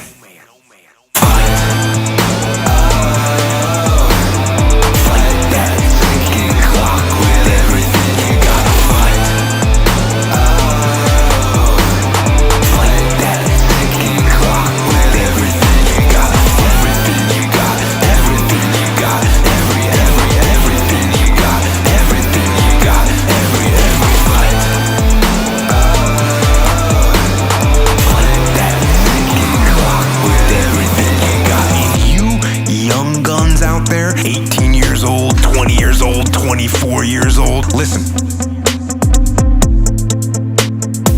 life goes by, and it goes by quick. Don't waste those years. Don't waste them. Live them. I know that you don't think you're gonna live to be 30, much less 40, but you are and you will. And the earlier you get in the game and get on track, the better life you're gonna have. Healthier, wealthier, stronger, smarter, better. Better. And if you're an old man like me, and you haven't gotten on track yet, get on track. Get on it now.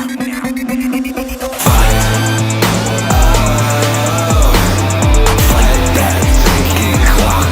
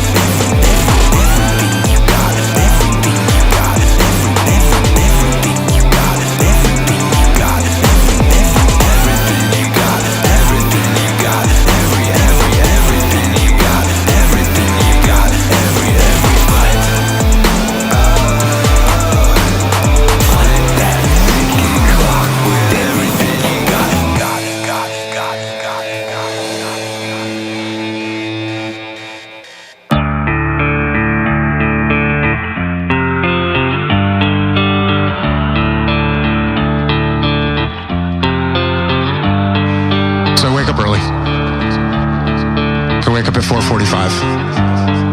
I like to have that psychological win over the enemy. The enemy.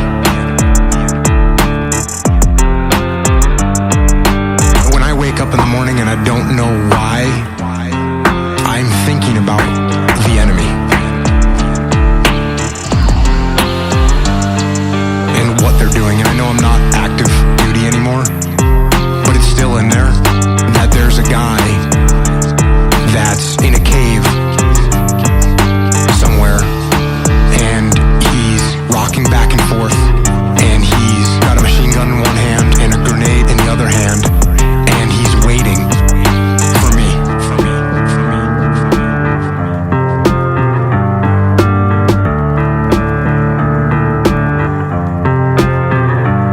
And we're gonna meet.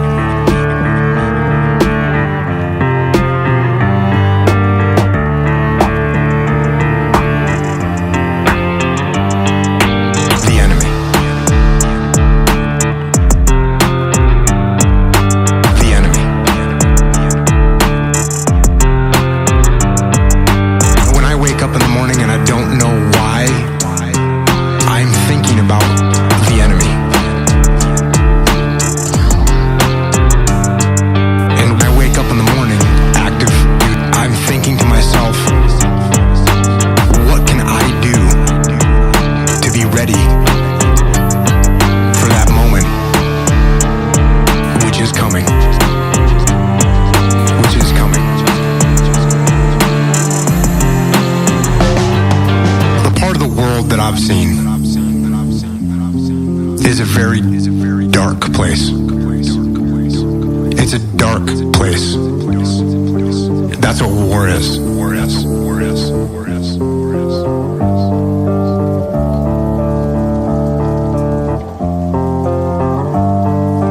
The enemy.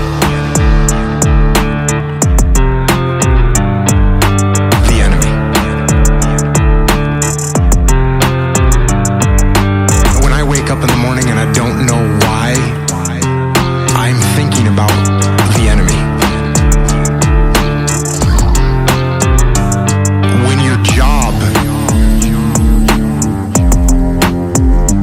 which my job was to expand that darkness in many ways. I mean, war is about killing people. And so for me, when I look to someone that's successful, it's someone that brings some light into that darkness.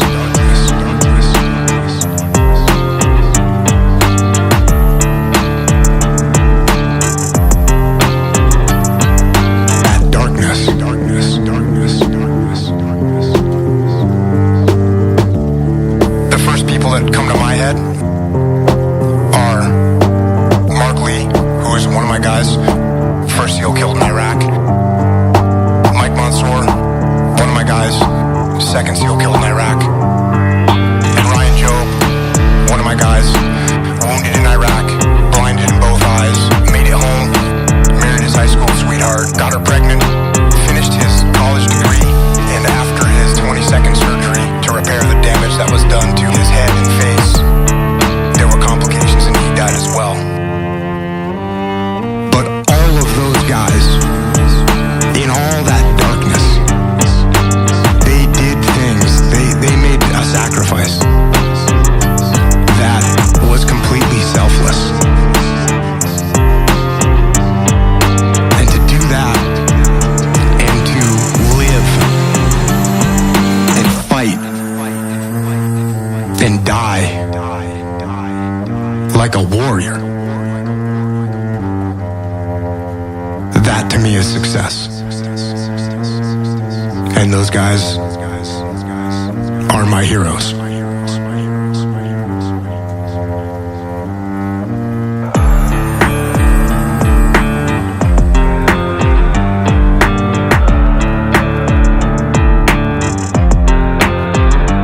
It's a beautiful day to be alive.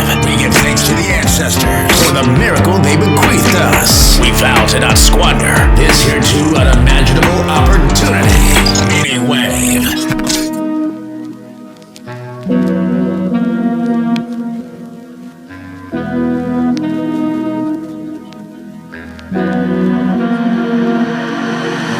And so that is a nice little tangle.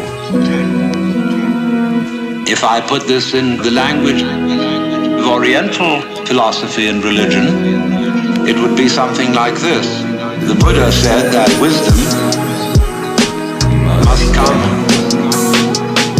only from the abandonment of selfish craving or desire. The Buddha said that wisdom must come only from the abandonment of selfish craving or desire. One who abandons that desire attains nirvana, which is supreme peace, liberation. Nirvana means in Sanskrit, blow out. That is, exhale the breath. Exhale the breath. The opposite, desire, is to breathe in. Now if you breathe in and hold it, you lose your breath. But if you breathe out, it comes back to you.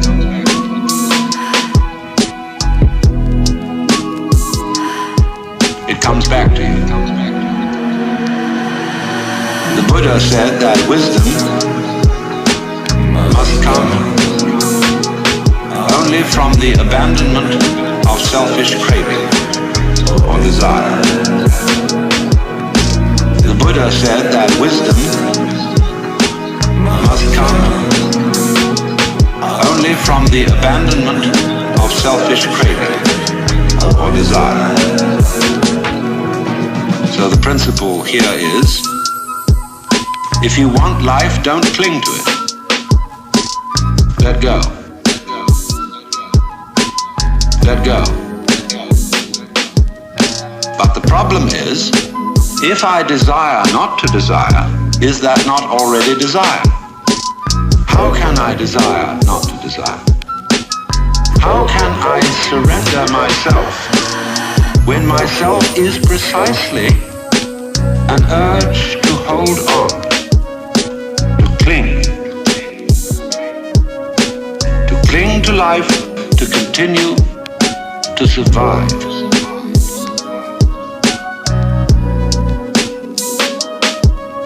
To survive.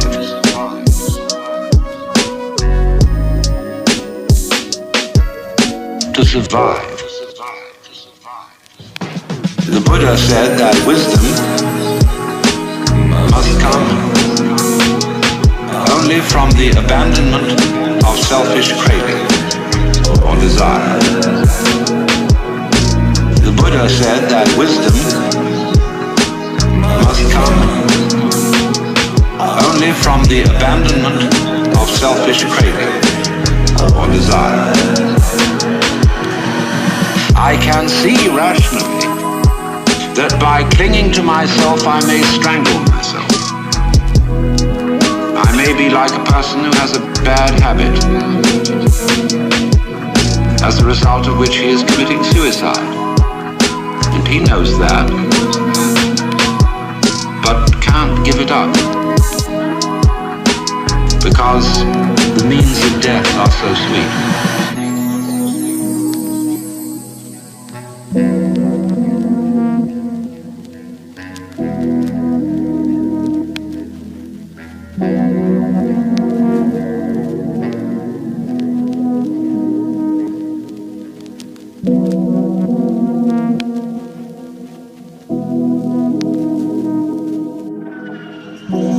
Broadcasting live from the peak of recorded human civilization, you're listening to Akira The Don.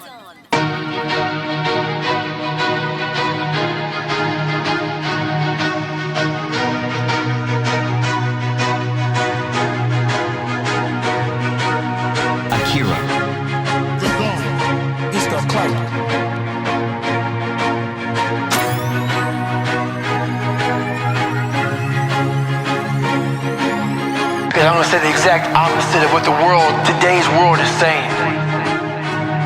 So we read a bunch of books nowadays. As humans, we want to find out how to be someone else. What we don't do is we don't go inside. So literally turn yourself inside out. Like we're writing a book every day of our lives, but we never read that book. You have to look inside of yourself to see what you really want. What are you passionate about? We use these words and these little phrases of only the strong survive and all this other crap. They're all just fucking words. I get so tired of hearing people just talking. Like right now, someone may think Goggins is just talking. You don't know me. So when I speak from passion. I speak from experience. I speak from suffering. I speak from suffering. The only way you're ever going to get to the other side of this journey is you have got to suffer. To grow. To grow, you must suffer. I speak from suffering. Some people will get it, and some people won't. But they have to see what their journey is to start their journey. Several people live to be 100 years old, and they have great lives, and they have great kids. Their kids go to college and all sorts of stuff. But somewhere in their life, there was a point where they had a decision to make. They can go left or right on this path. They can go left or right on this path. Left was the easy route. Right was the hard route. A lot of people take the easy route. And they had a good life that way, but the better life was going to the right side. And you may have 20 years of pain and suffering to get past it, but a lot of us die never truly starting our journey. And you gotta start your journey. It may suck, but it will come out the other side where you're coasting. I speak from suffering. I speak from suffering. The only way you're ever going to get to the other side of this journey is you have got to suffer. To grow. To grow, you must suffer. I speak from suffering. Every day, we're seeing who we are as people. When I was growing up, I lied for people to accept me because I didn't accept myself. So I would make up stories so that you would accept me into your world. Everything I did was for someone else to like me. It wasn't until I started reading my own book about how pathetic I was as a human being. I could blame my dad, I can blame kids at school, I could blame having health issues, ADD, my mom not being around. Great mom, but she was doing her thing. I could blame a lot of people. And that's the book I was reading. And I put it off on everybody else. It wasn't until I said, you know what? For me to fix this, I gotta read what the fuck is wrong with David Goggins. And I blame anybody. Read my book, it's okay. I'm afraid of my shadow. How can I overcome that? Go in the military, get your ass kicked, do things you hate to do. Be uncomfortable every fucking day of your life. Roger that. I'm not the smartest kid in the world. Okay. Instead of somebody saying, oh no, you're smart. No, don't say that to yourself. I said to myself, no, I'm a dumb motherfucker. Okay, roger that. How you get smarter? Educate yourself. So the things that we run from, we're running from the truth. We're running from the truth, man. So the only way I became successful was going towards the truth. As painful and as brutal as it is, it changed me. It allowed me to become, in my own right, who I am today. I speak from suffering. I speak from suffering. The only way you're ever going to get to the other side of this journey is you have got to suffer.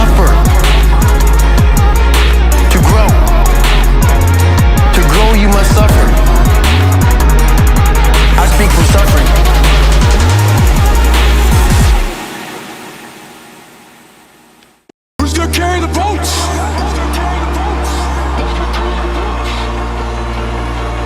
Who's gonna carry the boats? Akira. So do you know why I demand that? Not for me. The reason why I demand that is because I know what darkness looks like. I know what darkness looks like.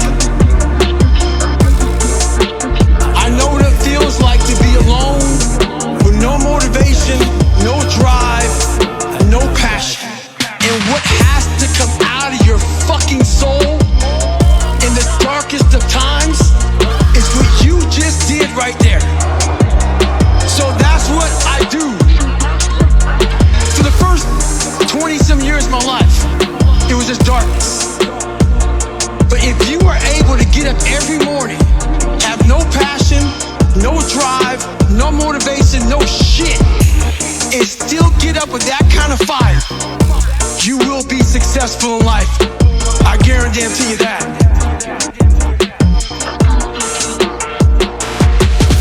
I know what darkness looks like. I know what it feels like to be alone with no motivation, no drive, no passion. I know what darkness looks like. So that's what I do. I get up every morning with that kind of fire. You want to be that one motherfucker that every day, whether it's raining, snowing, sleeting, you lost every dime, your mom died, your dad died, you come and you bring the energy that it takes at the highest fucking level every day.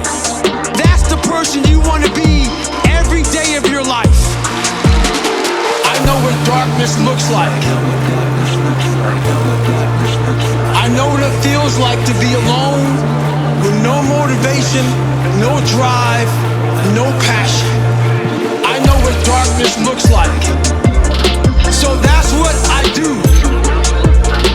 I get up every morning with that kind of fire. That kind of fire. That kind of fire. That kind of fire. That kind of fire. That kind of fire. That kind of fire. That kind of fire. That kind of fire.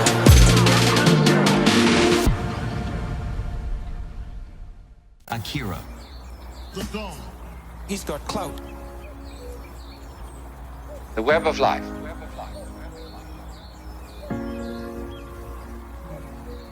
Let me try from the first to indicate the point that we're aiming at.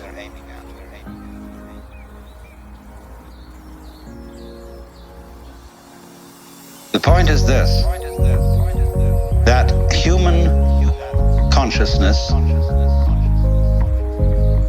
is at the same time as being a form of awareness and sensitivity and understanding.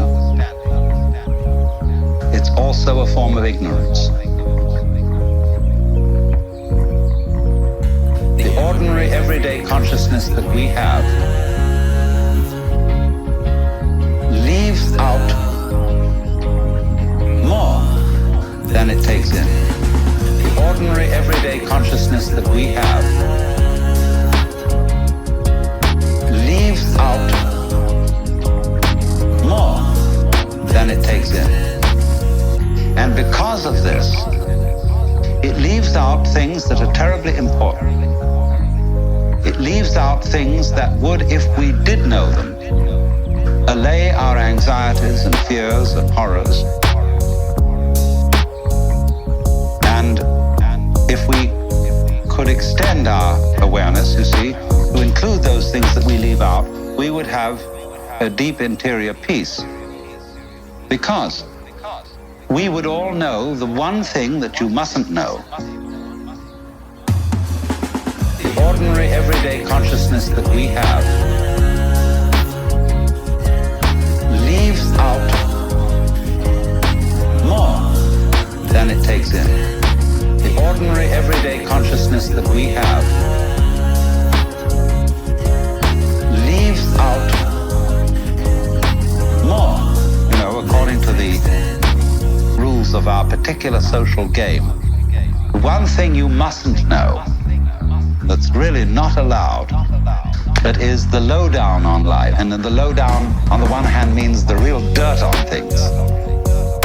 But the lowdown is also what is profound, what is mysterious, what is in the depths.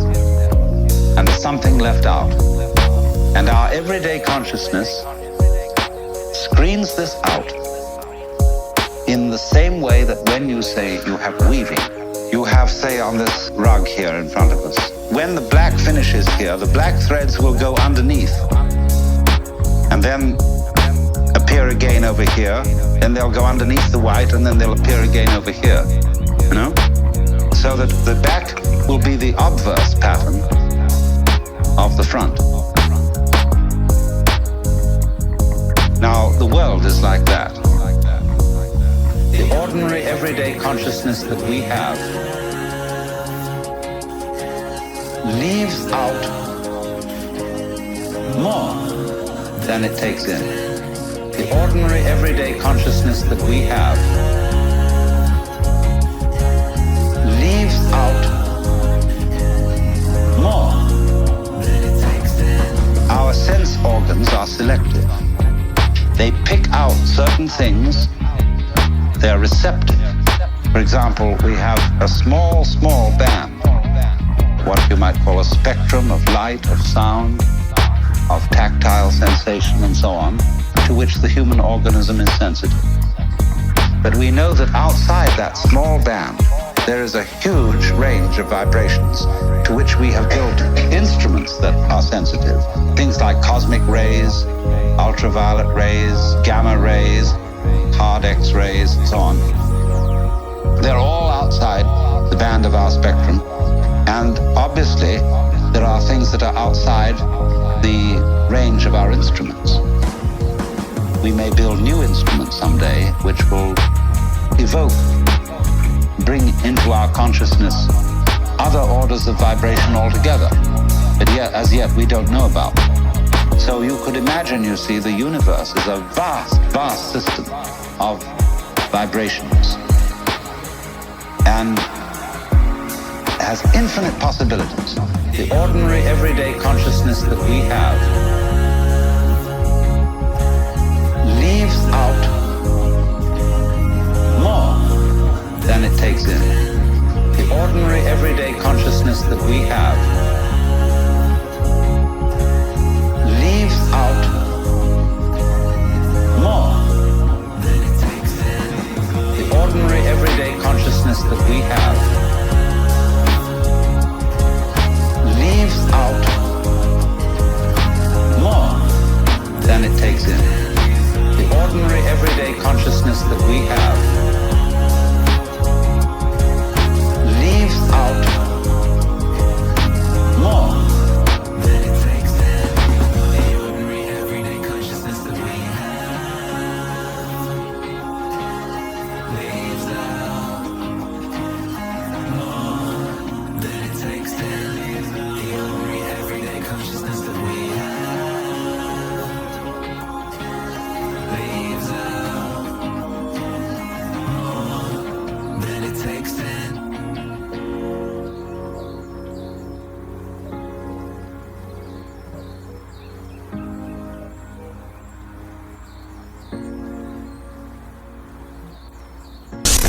Make mine meaning wave.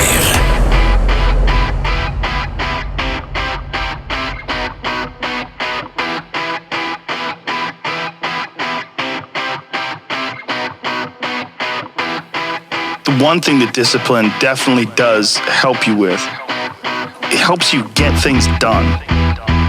And when you get things done, when you actually do things, you have more success. A big part of success is just not being fucking lazy and just doing it. 90% of it is just showing up. Get there and start working. Like, you're not gonna feel perfect every day. If I only worked out when I felt good, I'd be a fat fuck. Because there's a lot of days I don't want to do it. I mean, it's pretty much the same with everybody that actually gets good at something. There's got to be those days you push through. They're probably going to be more numerous than the days you don't. And so the benefit of discipline in my eyes has always been that through discipline, I get things done. I'm like the most lazy, disciplined person I know because I don't want to do it. Akira. Let's go. He's got clout. Through discipline, I get things done. The pro goes to work. Through discipline, I get things done. This is what I do. I also think that discipline is a pathway to creativity. When you're on the battlefield, is an absolute exercise in creativity. How are we going to attack them? How are we going to disorganize them? How are we going to get in their heads? That's all just massive creativity. And when I look at people that are artists, I would imagine the more disciplined you are, you got to write stuff down. You got to read. You got to increase your vocabulary so that you are quicker and sharper so that when people are saying things, you have more words to battle back at them. All those things, all that freedom that you get on stage comes from the discipline. You study, you learn, you read, you write, you talk, you go through things. Is that an accurate statement? Absolutely accurate. Through discipline, I get things done. The pro goes to work. Through discipline, I get things done. This is what I do. Through discipline, I get things done. The pro goes to work. Through discipline, I get things done. This is what I do. And it doesn't matter if you're sick, doesn't matter if you have kids, you're a pro and you go to work. And you have pride in that. And then when you are in front of that keyboard, you look down at the count, it says, I fucked 1,000 words today. Out of that work, gems blossom. But you might have a day where you just write nothing but dog shit. So what? Show up again tomorrow. And tomorrow out of that dog shit, a flower will emerge. Through discipline, I get things done. The pro goes to work. Through discipline, I get things done. This is what I do. Through discipline, I get things done. The pro goes to work. Through discipline, I get things done. This is what I do.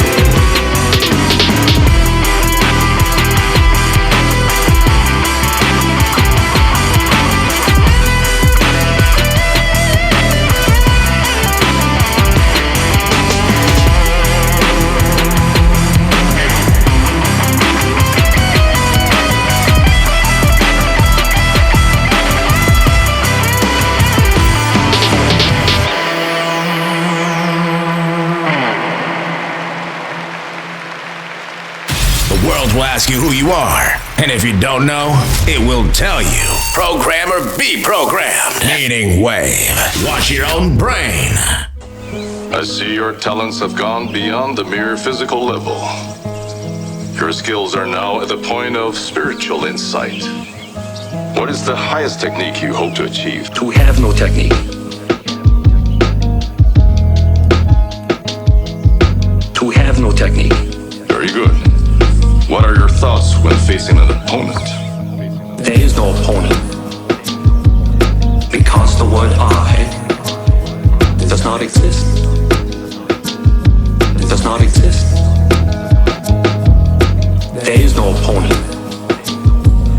Because the word I does not exist. It does not exist.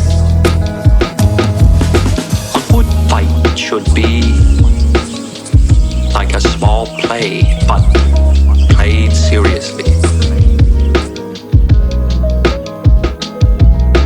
A good martial artist does not become tense, but ready. Ready. Not thinking yet, not dreaming.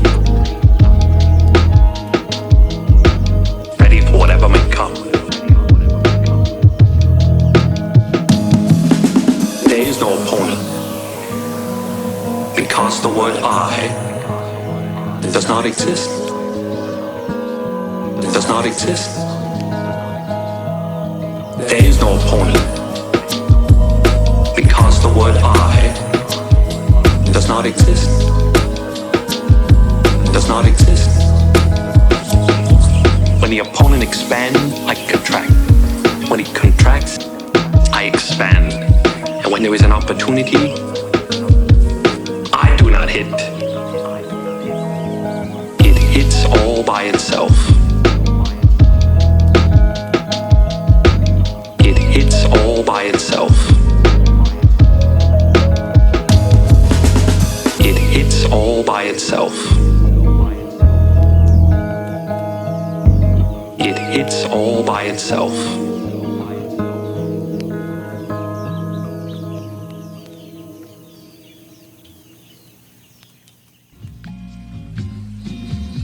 So also music is a kind of non-purposive thing, because you don't either play music to reach a destination, nor do you dance to reach a particular place on the floor.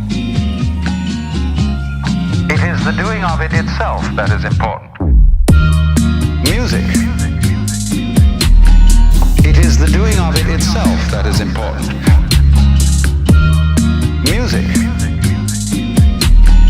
It is the doing of it itself that is important. Music. It is the doing of it itself that is important. Music. It is the doing of it itself that is important. Because after all, if the object of music were to gain a certain destination, those orchestras that played fastest would be considered the best. The best. Akira. Dancing and music, more than other arts, represent the nature of this world. The nature of this world. That it is playful, that it is sport. That it may be sincere, but is definitely not serious. And as G.K. Chesterton well put it once, the angels fly because they take themselves lightly. Music. It is the doing of it itself that is important. Music. It is the doing of it itself that is important. Music. It is the doing of it itself that is important. Music. The angels fly because they take themselves lightly.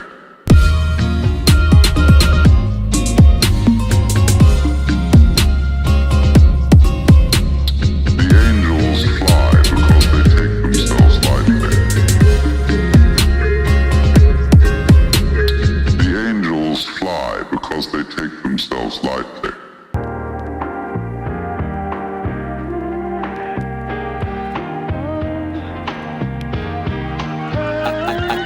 Akira.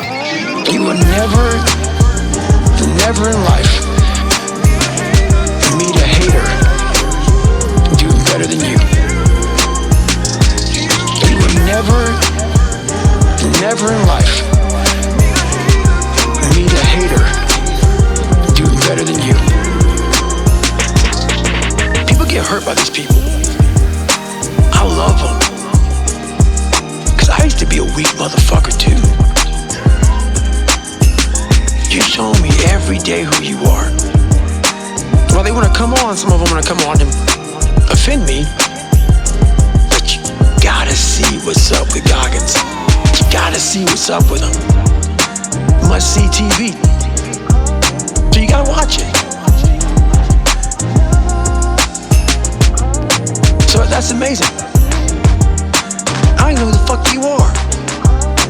Never will. You haven't done enough for me to take notice.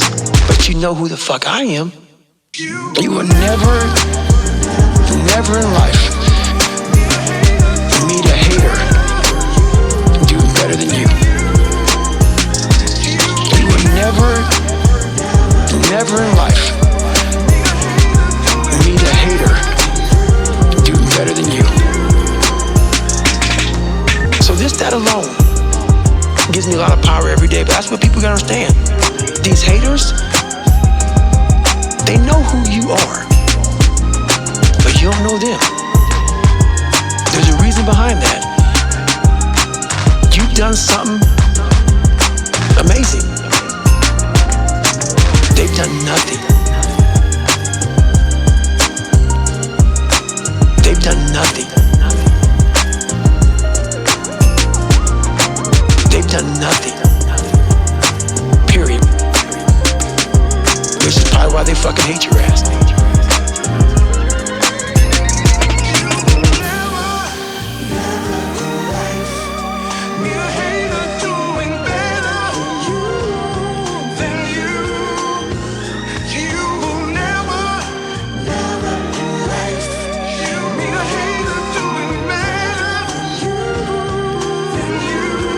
That's right.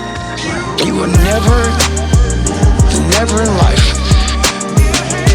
meet a hater doing better than you. You will never in life meet a hater doing better than you. You will never in life meet a hater doing better than you. You will never in life meet a hater doing better than you. Meaning Wave, because music is everything.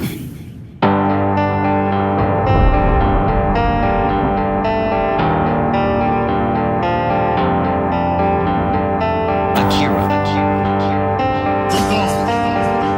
He's got clout.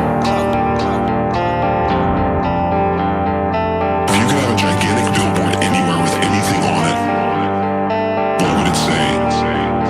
And why? One of my I guess my mantra is a very simple one. Discipline equals freedom.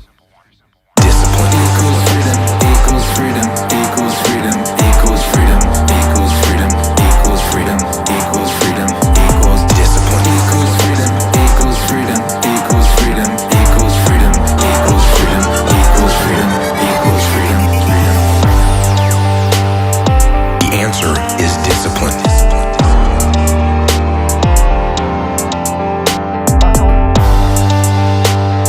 You want more free time? Follow a more disciplined time management system. You want financial freedom? Implement long-term financial discipline in your life. Do you want to be physically free to move how you want? To be free from many health issues caused by poor lifestyle choices? Then you have to have the discipline to eat healthy food and consistently work out. We all want freedom. Discipline is the only way to get it.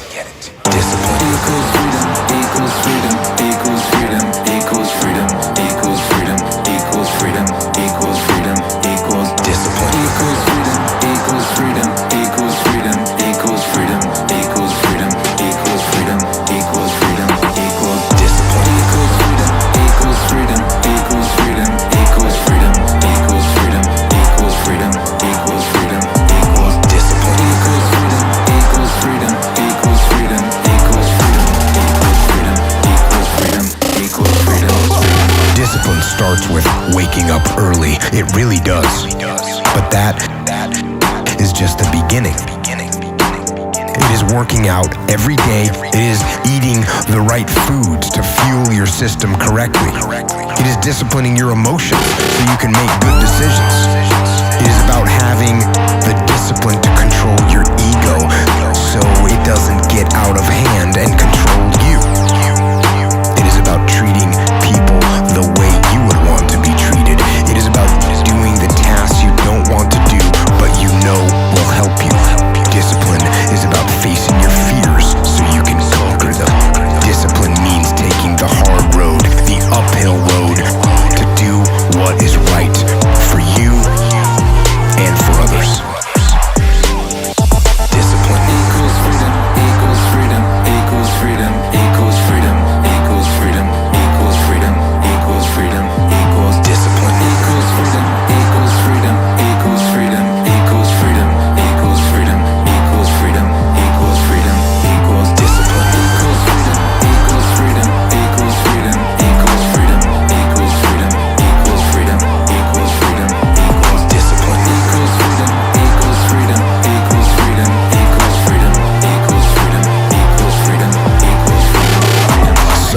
Often, the easy path calls us to be weak for that moment, to break down another time, to give in to desire and short-term gratification.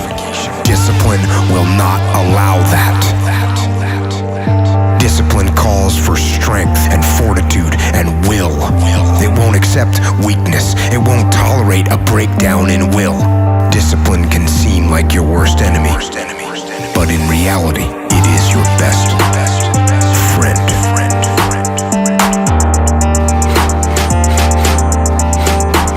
It will take care of you like nothing else can, and it will put you on the path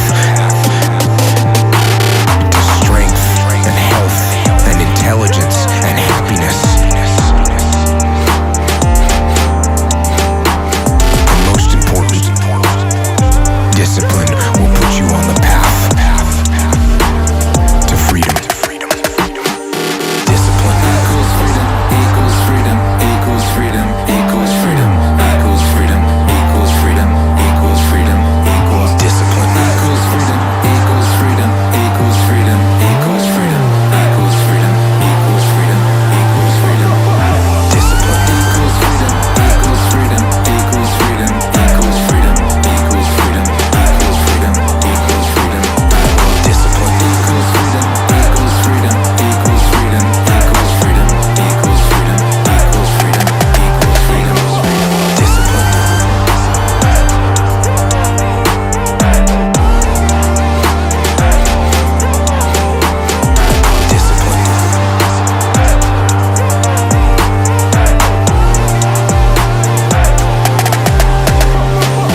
Discipline, discipline, discipline, discipline, discipline, discipline, discipline.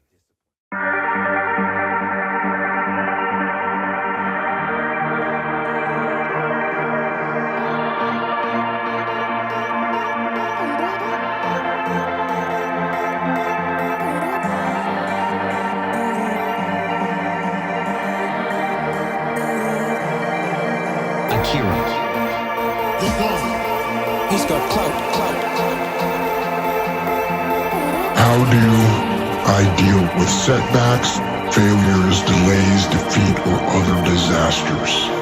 I actually have a fairly simple way of dealing with these situations. It is actually one word to deal with all those situations. And that is good. And this is actually something that one of my guys that worked for me pointed out to me. He would call me up or pull me aside with some major problem, some issue that was going on. And he'd say, "Boss, we got this and that, the other thing." And I'd look at him and I'd say, "Good." One day he was telling me about some issue that he was having. He said, "I already know what you're going to say." And I said, "Well, what am I going to say?" He said, "You're going to say good. You're going to say good. You're going to say good. You're going to say good. Good.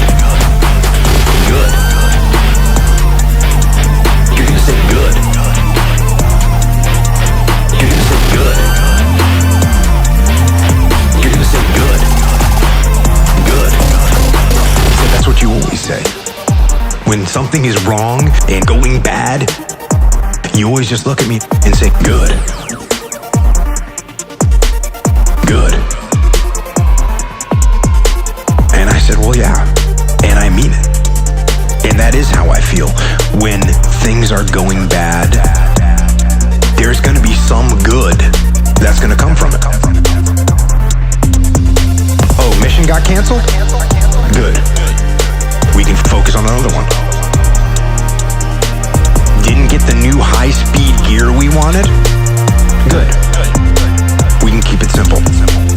Didn't get promoted? Good. More time to get better. Didn't get funded? Good. We own more of the company. Didn't get the job you wanted? Good. You can get more experience and build a better resume. You're gonna say good. You're gonna say good. You're gonna say good.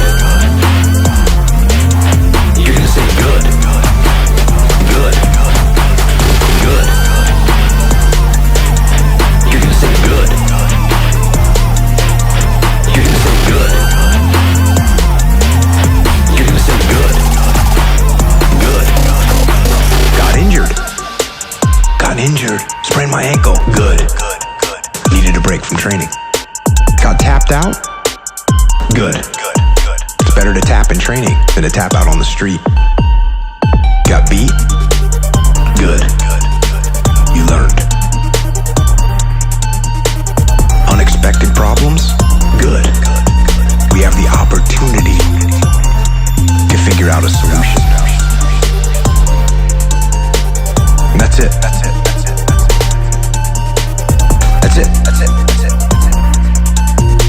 When things are going bad,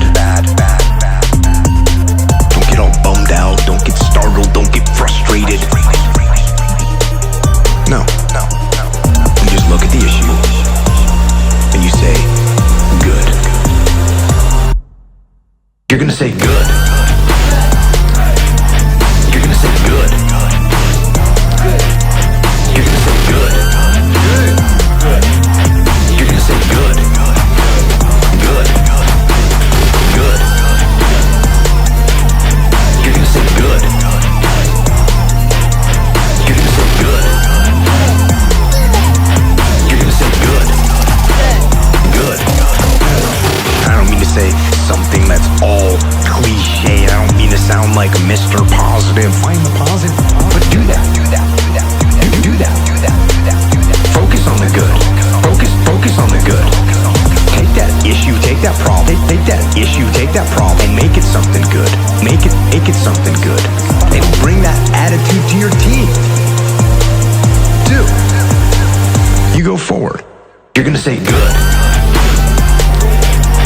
You're gonna say good. Good. You're gonna say good. You're gonna say good. Good. Good. You're gonna say good. You're gonna say good. Good.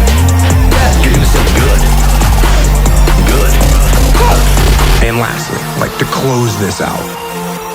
If you can say the word good, guess what? It means you're still alive. It means you're still breathing. And if you're still breathing, well then hell, you still got some fight left in you.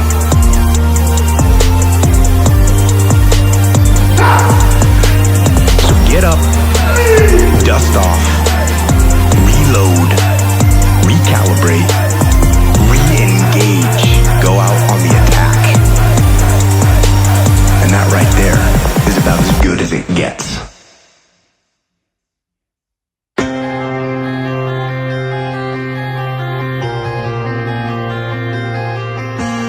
Akira. He's got clout.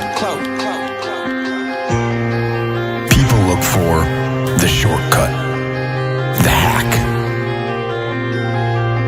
And if you came here looking for that, you won't find it. The shortcut is a lie. The hack doesn't get you there. And if you want to take the easy road, it won't take you to where you want to be. Stronger, smarter, faster, healthier, better. Free.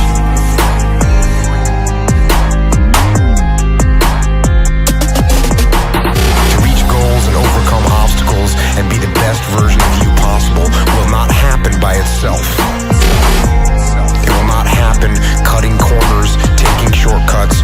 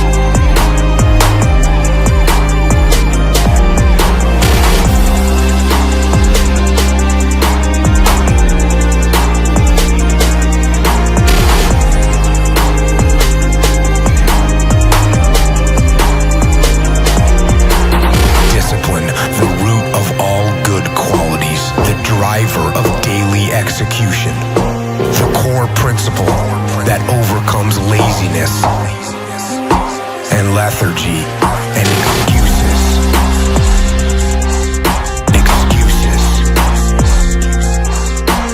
Discipline defeats the infinite excuses that say, not today, not now, I need a rest, I'll do it tomorrow. Tomorrow. Tomorrow.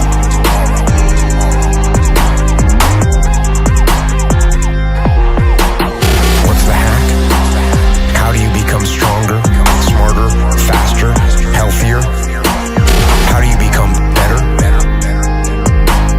How do you achieve true freedom?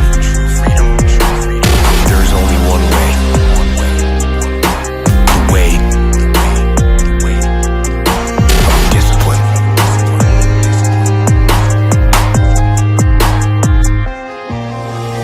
Discipline. Discipline. Discipline. There must be discipline. Discipline. Discipline. There must be discipline.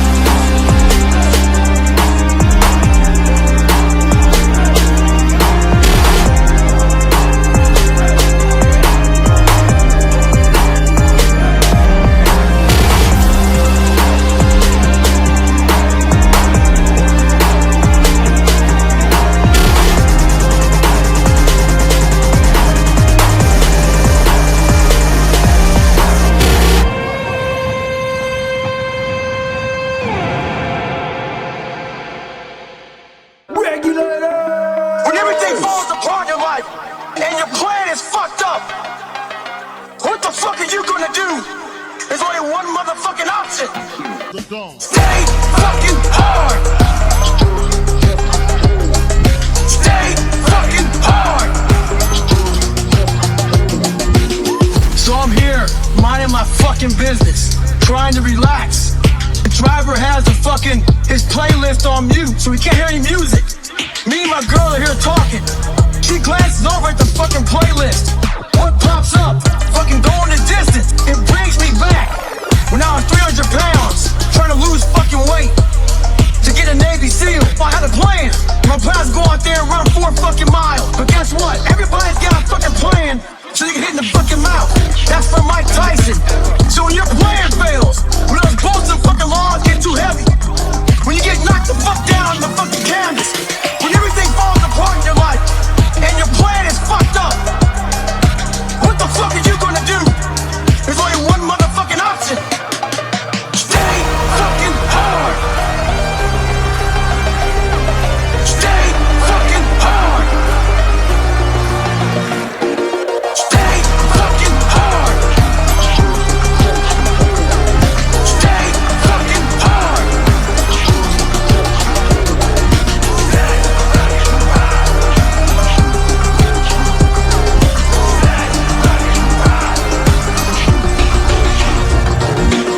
These fucking conventions, speak all the fucking time. I look in the fucking audience and these people sign up fucking every year to go to convention, thinking they're gonna learn something fucking different. No, you're lazy. You know exactly what to do. Exactly what to do. You know what you gotta do.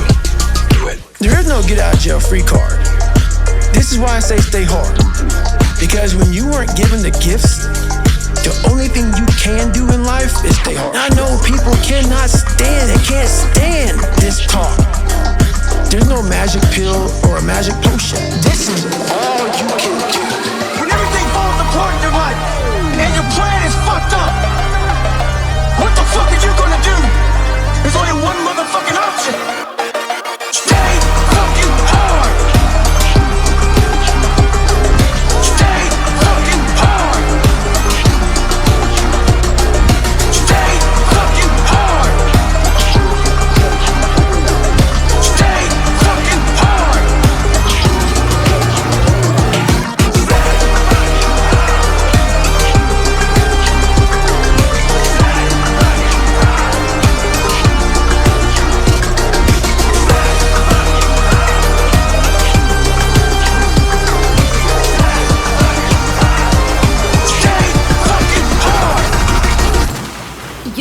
listening to Akira The Don, artist, DJ, wavelord, and architect of the Meaning Wave universe.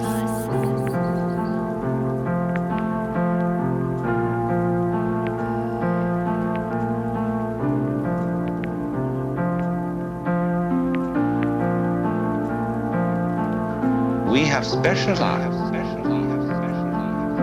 in a certain kind of awareness that makes us neglectful.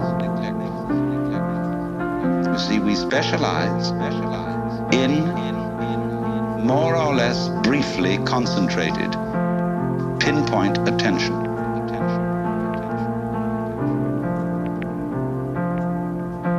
We look at this and we look at that, and we select from all the things we might possibly be aware of, only certain things. And as a result of that, we leave out of our everyday consciousness one amazing beauty of experience that we never see at all. And on the other hand, the very deep thing, the sense of our basic identity, unity with, oneness with the total process of being. See, because we are staring, as it were, at certain features of the landscape, we don't see the background.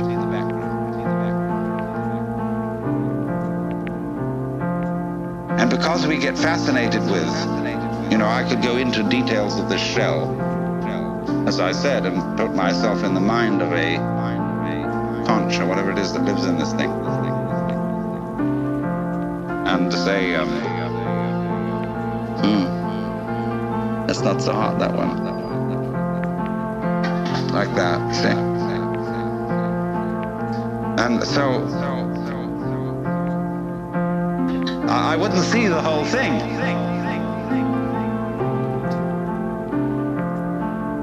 But when I look at it like this, when anybody looks at it like that, we say, oh my God, isn't that gorgeous?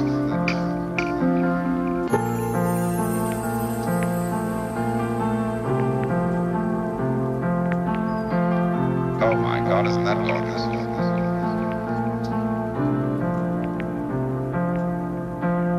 Oh my God, isn't that gorgeous?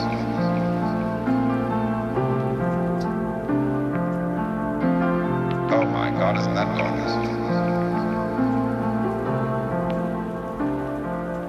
It's a beautiful day to be alive. We give thanks to the ancestors for the miracle they bequeathed us. We vow to not squander this hitherto unimaginable opportunity. Meaning Wave.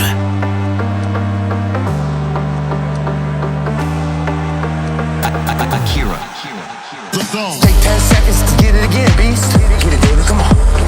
Take 10 seconds to get it again, beast. Get it, David, come on. Take 10 seconds to get it again, beast. Get it, David, come on. Take 10 seconds to get it again, beast. Get it, David, come on. Get it, David, come on. Ah, there you go. There you go. Energy. Let it out. 7, 8, 9, 10. A machine here. There you go. Nobody works like David in this house. 13, come on.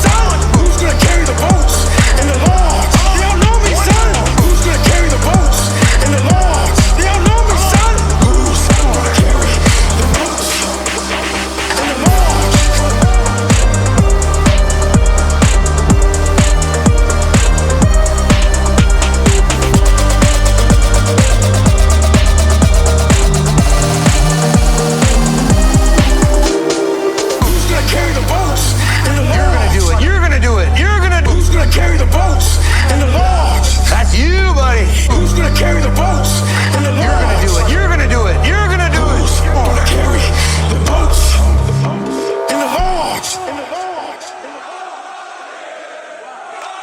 You did it. You did it. Who's gonna carry the boats and the logs? They don't know me, son. Who's gonna carry the boats and the logs? They don't know me, son. Who's gonna carry the boats and the logs? They don't know me, son. Who's gonna carry the boats and the logs? They don't know me, son. Get it, get it, get it. They don't know me, son. Get it, get it, get it. They don't know me, son. Get it, get it, get it. They don't know me, son.